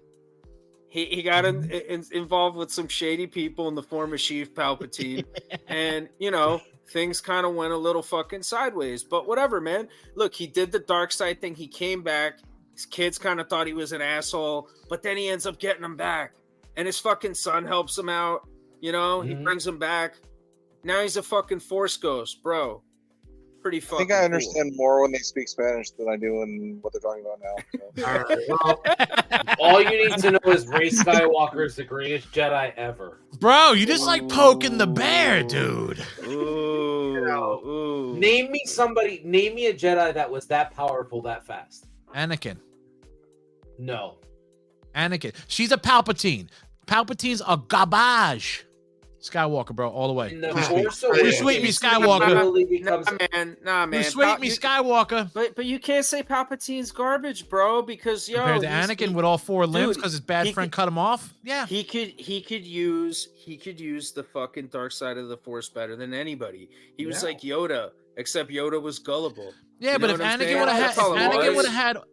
would have had all 4 of his limbs because his bad friend cut him off, he would have been the most powerful. He didn't need his fucking limbs. He used to choke people from across the fucking room.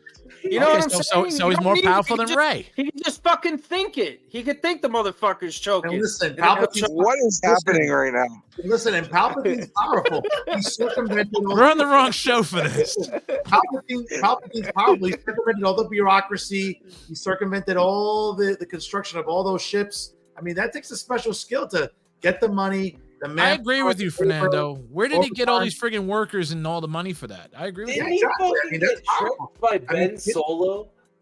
Yeah, to be able to circumvent, labor contracts, construction cost. Was there a union? Was there a union? I don't know. He have a union? How he was able to do that. But guys, turning our attention before Tyler blows his brains out here. I was about to jump in the pool, dude. He's like, I'm at. Do I need to be here for this? Yes. You need to watch all of Star Wars, starting with episode 4. What could be the evening's main event, the men's Rumble match. A lot of intrigue, guys. And now based on what we were seeing, where Sports Illustrated cut all of its staff this week, they're reporting along with other news sites that now maybe plans have changed for WrestleMania in Philadelphia, where originally we were looking at, going back to Survivor Series, CM Punk and Seth Rollins, the seeds being planted for that, Roman and Rocky perhaps, or Roman and Cody. Hey, based on what we're reading, the men's Rumble match might not even be Cody or CM Punk. It might be the longest reigning Intercontinental Champion, Le Ring General, Gunther, maybe winning and challenging Seth Rollins, who's obviously on the shelf right now, dealing with some health issues with his meniscus and medial collateral ligament. I don't know, guys. I think whether Paul's swerving us or maybe the dirt sheets are getting it wrong, I don't know what to make about Saturday night now, because what we were thinking for months is, Punk's going to win it. He challenges Seth. He gets his main event WrestleMania match that he has yearned for more than a decade, working for the WWE and everything else. I don't know what to make of it, to be honest with you. I think I'm almost sort of like a wait and see approach to Saturday, because maybe, who knows, maybe Paul's working us, maybe plans have changed. I don't know. I really don't know what to make about who can win this Saturday night, guys. Until I know for certain, it's got to be Punk. It has to be Punk. Too easy. There's just no other way about it. Until I know for certain that the Gunther news is true, I just feel like this is set up for CM Punk. CM Punk versus Seth Rollins. And yeah, I believe CM Punk versus Cody is a bigger match, 100%. But that's just because Cody and Punk are bigger stars than Seth Rollins. What about Punk takes that contract, shoves it in Cody's face, and goes, I'm taking Roman out? I mean, that's interesting, guys. I mean, again, I don't know how much stock to put into the reports. Again, Sports Illustrated just cut their staff. Who knows if it's accurate reporting? Other news sites have piggybacked off of it. We started seeing, maybe Paul just tried to swerve us on Monday, right? The Rollins Gunther face off, and Cody and Punk with their face off. I don't know. I think it's brilliant booking by Paul to sort of maybe have a second guess what's going to go on Saturday night. But it seems that going back to Survivor Series, right? The footage on YouTube where Rollins, was, getting aggravated at Punk. We saw that face-off interview talking. We've seen the social media jabs by Punk at Rollins. Again, the element about Rollins probably having to be inactive for the next couple of months. I mean, listen, an MCL is something that you can't fuck around with that. Your meniscus, you can't fuck around with it, especially for a guy as flexible as him and as mobile as him. I think it needs time off. It kind of reminds me a little bit in 2017 when, if you remember, when he, had that incident with Joe where he was tweaked a little bit. I think there was some doubt in the air whether or not he would face Triple H in Orlando that year in 2017, but the match went off beautifully. He became the King Slayer, as they say. I think you can still keep the title on Rollins and have him be inactive. Again, it's not like, there's no 30-day rule. It's not like President Jack Tunney's going to be dug up from his grave and like, oh, you got to defend the title every 30 days. No, I think you can still have Rollins be involved and taking jabs at Punk and, sort of eventually setting up the match in April. And maybe Rollins needs a break. I mean, Jesus Christ. The matches against Nakamura all these years, I mean, hello. Wouldn't be the worst thing to keep Rollins off TV between now and Mania. Make sure you get him as fresh as possible. Yes, sir. Yeah. A lot of things can happen when you tear your meniscus. You can lose your smile. You can have to forfeit the title. A lot of things can happen. But no, I think exactly what you said is true. I think Seth's gonna miss 6 to 8 weeks, probably, with a grade 2 tear in his MCL and a partially torn meniscus, which puts him on track to be ready for Mania. I think the Cody or the Punk Seth story is too good, and I do think that they probably had to promise Punk a WrestleMania main event to get him to even come back. So because that was his thing, that was the whole reason that he was. Yeah, he left. Yeah. He doesn't want to win it though, right? He just wants to be in it, right? He doesn't care about winning it. That's all. It's not about winning it. It's about being in the main event. He's not that much of a mark. The only person he ever wanted to go over on was Triple H. Not Taker? No, he didn't care about Taker. That match didn't mean anything to him. That's the thing. He didn't even care about that match. He doesn't even look at it the way we do. Yeah, which is actually great. Yeah, it was a great match. Yeah. Which is weird because Taker doesn't have good matches at Mania. It's just rare. Maybe like 4 of them. And guys, arguably, that was the best match of one of the shittier WrestleManias I can remember in recent memory. Yes, sir. Yes, that was a shitty WrestleMania. And that was probably one of the few bright spots of the evening. Let's be honest. That, the Shield winning in their debut, not a lot of bright spots. And main event. What's that? The main event. Oh, dude, you were there? It was hot garbage. Main event. Main event. Hot garbage. Main event. Sitting through that was torture. I mean, that was like Spot Fest, like 27. I felt like I was watching AEW on Wednesday nights. 30 finishers and everyone kicking out at 2. I was like, oh God, Jesus! It's like that just sounds like a Brock Lesnar match to me. What's that? I'm sorry. That sounds like a Brock Lesnar match to me. 30 finishers and everybody kicks out at 2. Listen here, MJF's #1 fan. Better watch out. Brock Lesnar lives around the corner from you, bro. Yeah. You can't comment on Brock Lesnar when your favorite wrestler is 5'2". All right. Ooh. Damn. Well, my favorite wrestler might be about 5'2", but it's not MJF. Like, hey, baby. Finn's not very big, but again, guys, I think that MJF he couldn't even. I wouldn't even allow him to like be security for Finn Balor. No, I agree.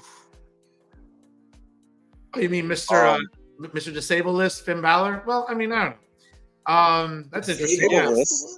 What the fuck are you talking about? Didn't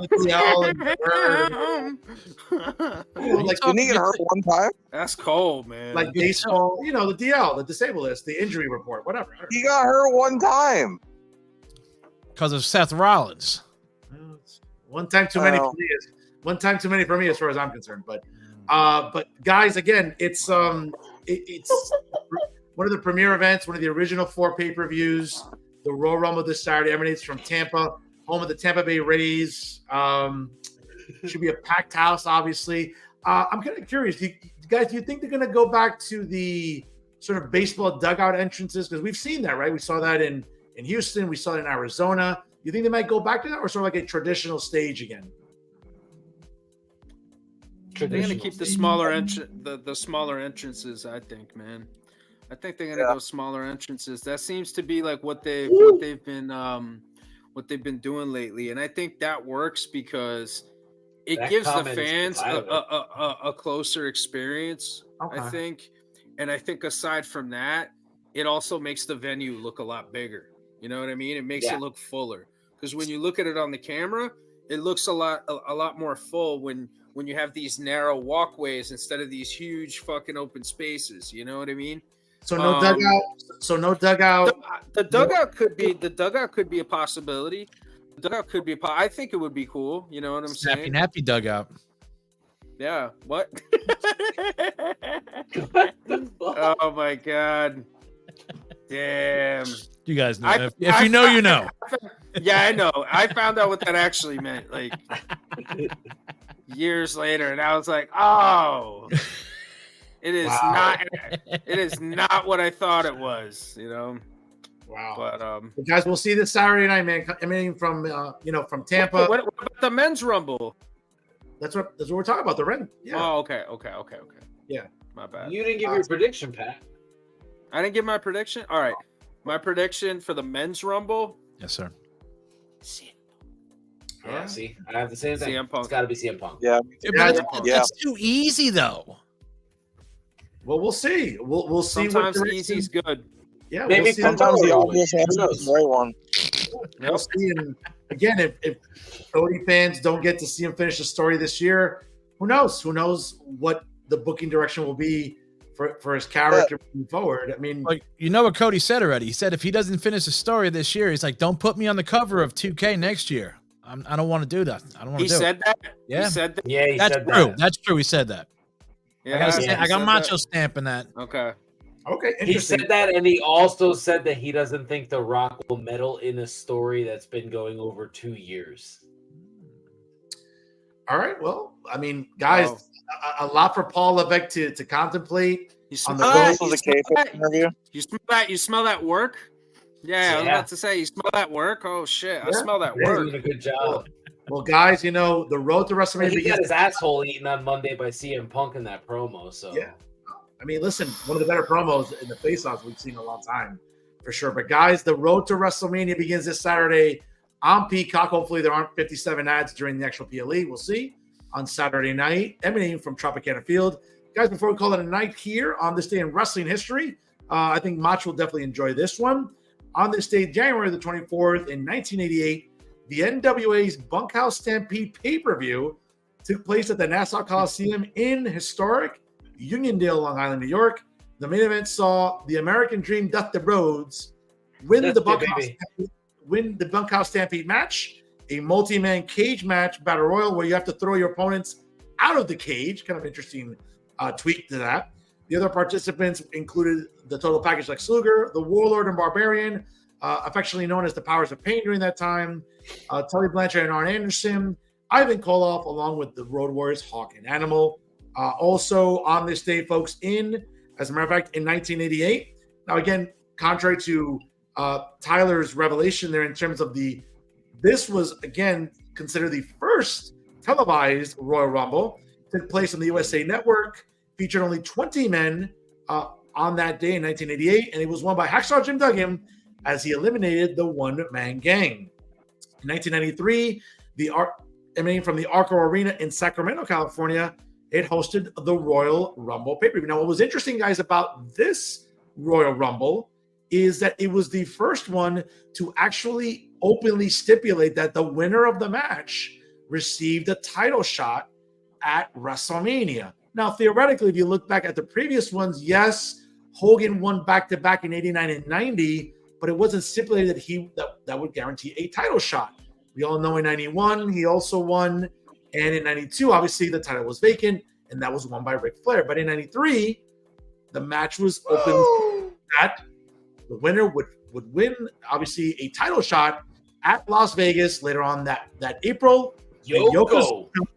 Yokozuna, the late great Yokozuna, eliminated Macho Man Randy Savage in that match to go on and challenge Bret the Hitman Hart at Caesar's Palace later on that spring at WrestleMania 9. What a weird elimination. So cool. And that's why you don't go for a pin in the Royal Rumble. Exactly, yeah. In 1998, the WCW Sold Out took place from the Harrow Arena in Dayton, Ohio. Also, if you recall, folks, that was the first ever King of the Ring in 1993 that was televised on pay-per-view.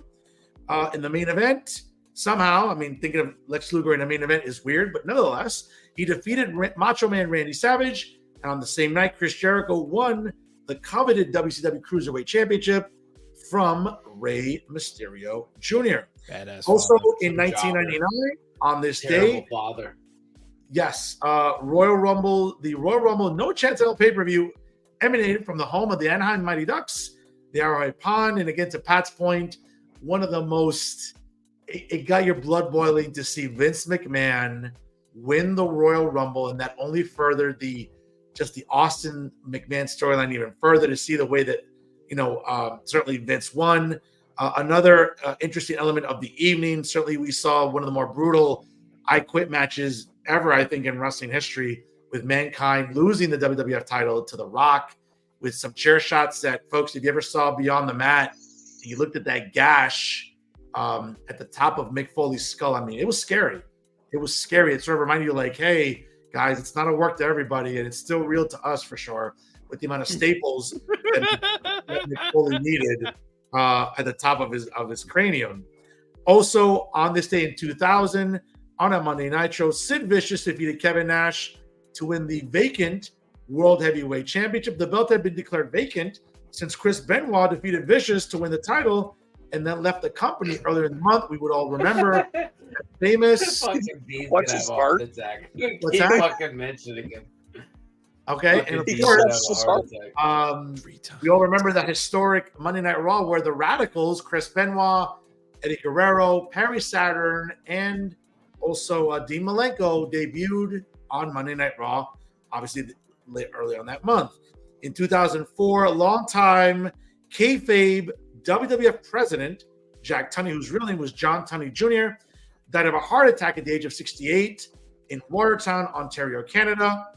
And also in 2016, it was the very famous One Versus All emanating from the Amway Arena in Orlando, Florida.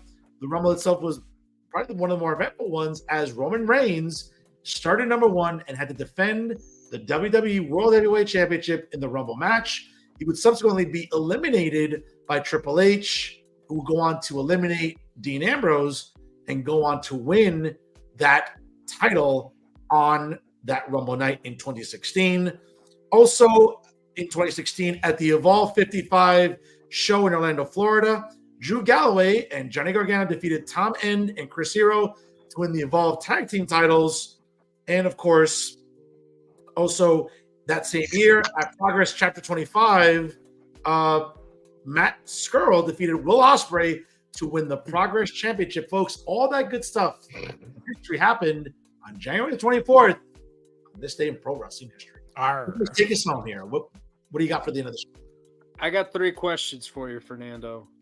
Number 1, if somebody gave you a title, would you covet it? I covet things I like. Pussy, wine, titles. Maybe, yeah. I probably would. Okay. You would covet the title. Captain Second, Dad Sparrow. Captain Dad Sparrow, there we go. Paul Burchill up there. Does the JD and JD McDonough stand for Judgment Day? Good question. Does it? All right, good question. And That's a good one. who will finish the story first? Cody Rhodes or Fernando versus Peacock? I don't know. You can help me finish the story by stop being a cheap ass and give me your password. You're so gracious. This is character building. This is character building. You got to go feud with Brock Lesnar, bro. All right, you got to go feud with Brock Lesnar. Sorry, man. You got Puerto Ricans stealing tapes and Puerto Ricans withholding passwords. I mean, where does it end, folks? I mean, I don't know what to tell you. It's I don't know. You could just be a gracious friend and just, you love me so much, give me a password. That's it. What happened to all the Cubans that want to work for their worth? I don't know. I've worked a lot, I guess. I don't know what to tell you, man. But Tyler, since you're the only Canadian destroyer that actually sells these days, what do you got for us to close it out here as we go around the horn? Yeah, I actually I wanted to say R.I.P. to Bam Bam Bigelow. If we'd done the show when we normally do yesterday, that would have been on this day in wrestling history. So he certainly deserves a shout out. Absolutely. Squeezed blood out of my head when I was a kid. Okay, squeezed blood out of my fucking head. He dissed me when I was a kid. I would diss you too. Yeah. You look like a bum asking for money in Harrison. What's wrong with you? Come on. Yeah, man. We gotta get you a Ray Skywalker shirt. I'm telling you, Tyler. Good one there. Definitely some good historical information there. Be careful. Don't get drunk and fall in the pool, bro. Please. We don't need any more unfortunate stuff going on in the state of Florida. Mach, what do you got for us there? What do you got for us in the pit of civilization there in Pennsylvania? I'm just looking forward to Cody Rhodes not winning the Rumble this week and watching all the fans cry on the internet. I think it's going to be a lot of fun. I'm looking forward to The Rock stealing the main event of WrestleMania and watching, fans just cry about it for a long time. It's going to be fun because the more they cry about it on the internet, the more it's going to happen. Okay. Patrick, I'm excited about it. No, I already said everything I had to say. I asked my 3 questions before everybody else did theirs. Those are 3 amazing questions. Those were 3 amazing I like the questions. J.D. McDonald. Real quick, Uribe, because I really like when you do stuff like this, like when you rattled off all the Sting stuff. From 1994 to now, can you name all the Royal Rumble winners? From 1988 to the present? 94. We already went through the first ones. From 94 to now. God, sure. dang. Off the top of my head, 94 was Brett and Lex Luger.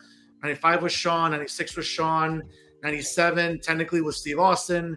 98 was Steve Austin. 99 was Vince. 2000 was The Rock technically, even though it showed that the footage that Big Show won actually. 2001 was Austin. 02 was Triple H. 03 was Brock Lesnar. 04 was Chris Benoit. 05 was Batista. 06 was Rey Mysterio. 07 was Taker. 08 was John Cena. 09 was Randy Orton. 2010 was Edge. 2011 was Alberto Del Rio. 2012 was Sheamus. 2013 was John Cena. 2014 was Batista. 2015 was Roman Reigns. 2016 was Triple H. 2017 was Randy Orton. 2018 was Shinsuke Nakamura. 2019 was Seth Rollins. 2020 was Drew McIntyre. 2021 was Edge. 2022, hold on, it'll come to me. 2022 was hold on. 2022 was Brock Lesnar, and 2023 was Cody Rhodes. Nice. That's awesome. That's nice. But remind me again real quick, who won in 2004? Chris Benoit. Okay. Yeah. That's 5 times you said his name, bro. 5 times. It's like Candyman. It's like, will he appear in the mirror and will he appear in the mirror and strangle me or suffocate me in my sleep? That's a name that I don't want to hear. Oh, Candyman? Yeah. Candyman. Stop fucking saying it. And you did mention one wrestler who I feel so bad his career fell, bro, with Del Rio, bro. How the mighty have fallen. What are you talking about? He's on our show every fucking week. He's the leading journalist. Wow. I think he looks more like what's his name, bro? Fucking Arrogance, bro. What the fuck is his Rick Martel. Rick Martel, yeah. a deserved. And by the way, guys, I think that a topic for shows coming up leading up to WrestleMania weekend, I want to talk about who should be in the Hall of Fame. Now that thankfully Paul Levesque is running the ceremony, I think we should talk about who should be in the Hall of Fame. Who should be in the class of 2024. So, and Rick Martel should be in there because then so should Bam Bam Bigelow, for God's sakes. What the fuck? What about Burt Reynolds? Bam Bam's in there, brother. Burt Reynolds in the celebrity wing. You know, he's on WrestleMania 10. Why not? Bam Bam's in there. Taylor. What about Cy Sperling? Cy Sperling, all right? Yep, maybe. The president of Hair Club for Men. He should be in there. Lex Luger. Is William Shatner already in there? Rhonda Shear. Yeah, William Shatner's already in there. You know what I'm saying? I believe Jennifer Flowers? Jennifer, fuck it, why not? Let's get her in there. You know, Marla Maples. Marla Maples. Why not? Our truth. Yeah. We'll see. But guys, again, the Rumble is this Saturday. Sharing is caring. Make sure you let everyone know how much you love working the marks, folks, with Famcast Media. He is our potent Polish producer, Dee Rotten. He's the only Canadian destroyer that actually sells the talent, Tyler Taylor. The purveyor of Fat Girls Everywhere and the Boricua Nightmare, Macho Rodriguez, and of course, New Jersey's premier wrestling analyst, Dominic Mysterio. And I'm Fernando Uribe, New Jersey's premier journalist. Because again, folks, my level of honesty is necessary in this era of deception. Enjoy the rest of your job. You're working the tagline. You're working the thing, the catchphrase. Enjoy the Royal Rumble, folks. Enjoy You're the GOAT, Fernando. You're the Ray Skywalker of our show. There you go. Yeah. Enjoy Championship Sunday. Let's go Lions. Let's finish the story on Sunday. Bang, bang, nana gang. Let's bang, go bang, Lions. nana gang. And let's go Ravens in Super Bowl coming up in Vegas. Let's hope so for the city of Detroit that's hungry for a title. Let's see. Yeah, I mean, Jordan Love had that first down anyway, so I don't know what we're talking about. Yeah, no, it's weird. Officials are weird. But guys, enjoy the rest of your week. Thank you for joining us here on Famcast Media. Folks, we'll see you next time. And remember, if we're talking wrestling, you know what we're doing? We're always working the marks. We'll see you next week, guys, here. Once again, on Facebook Live and StreamYard, and also on YouTube. Have a great night, everybody.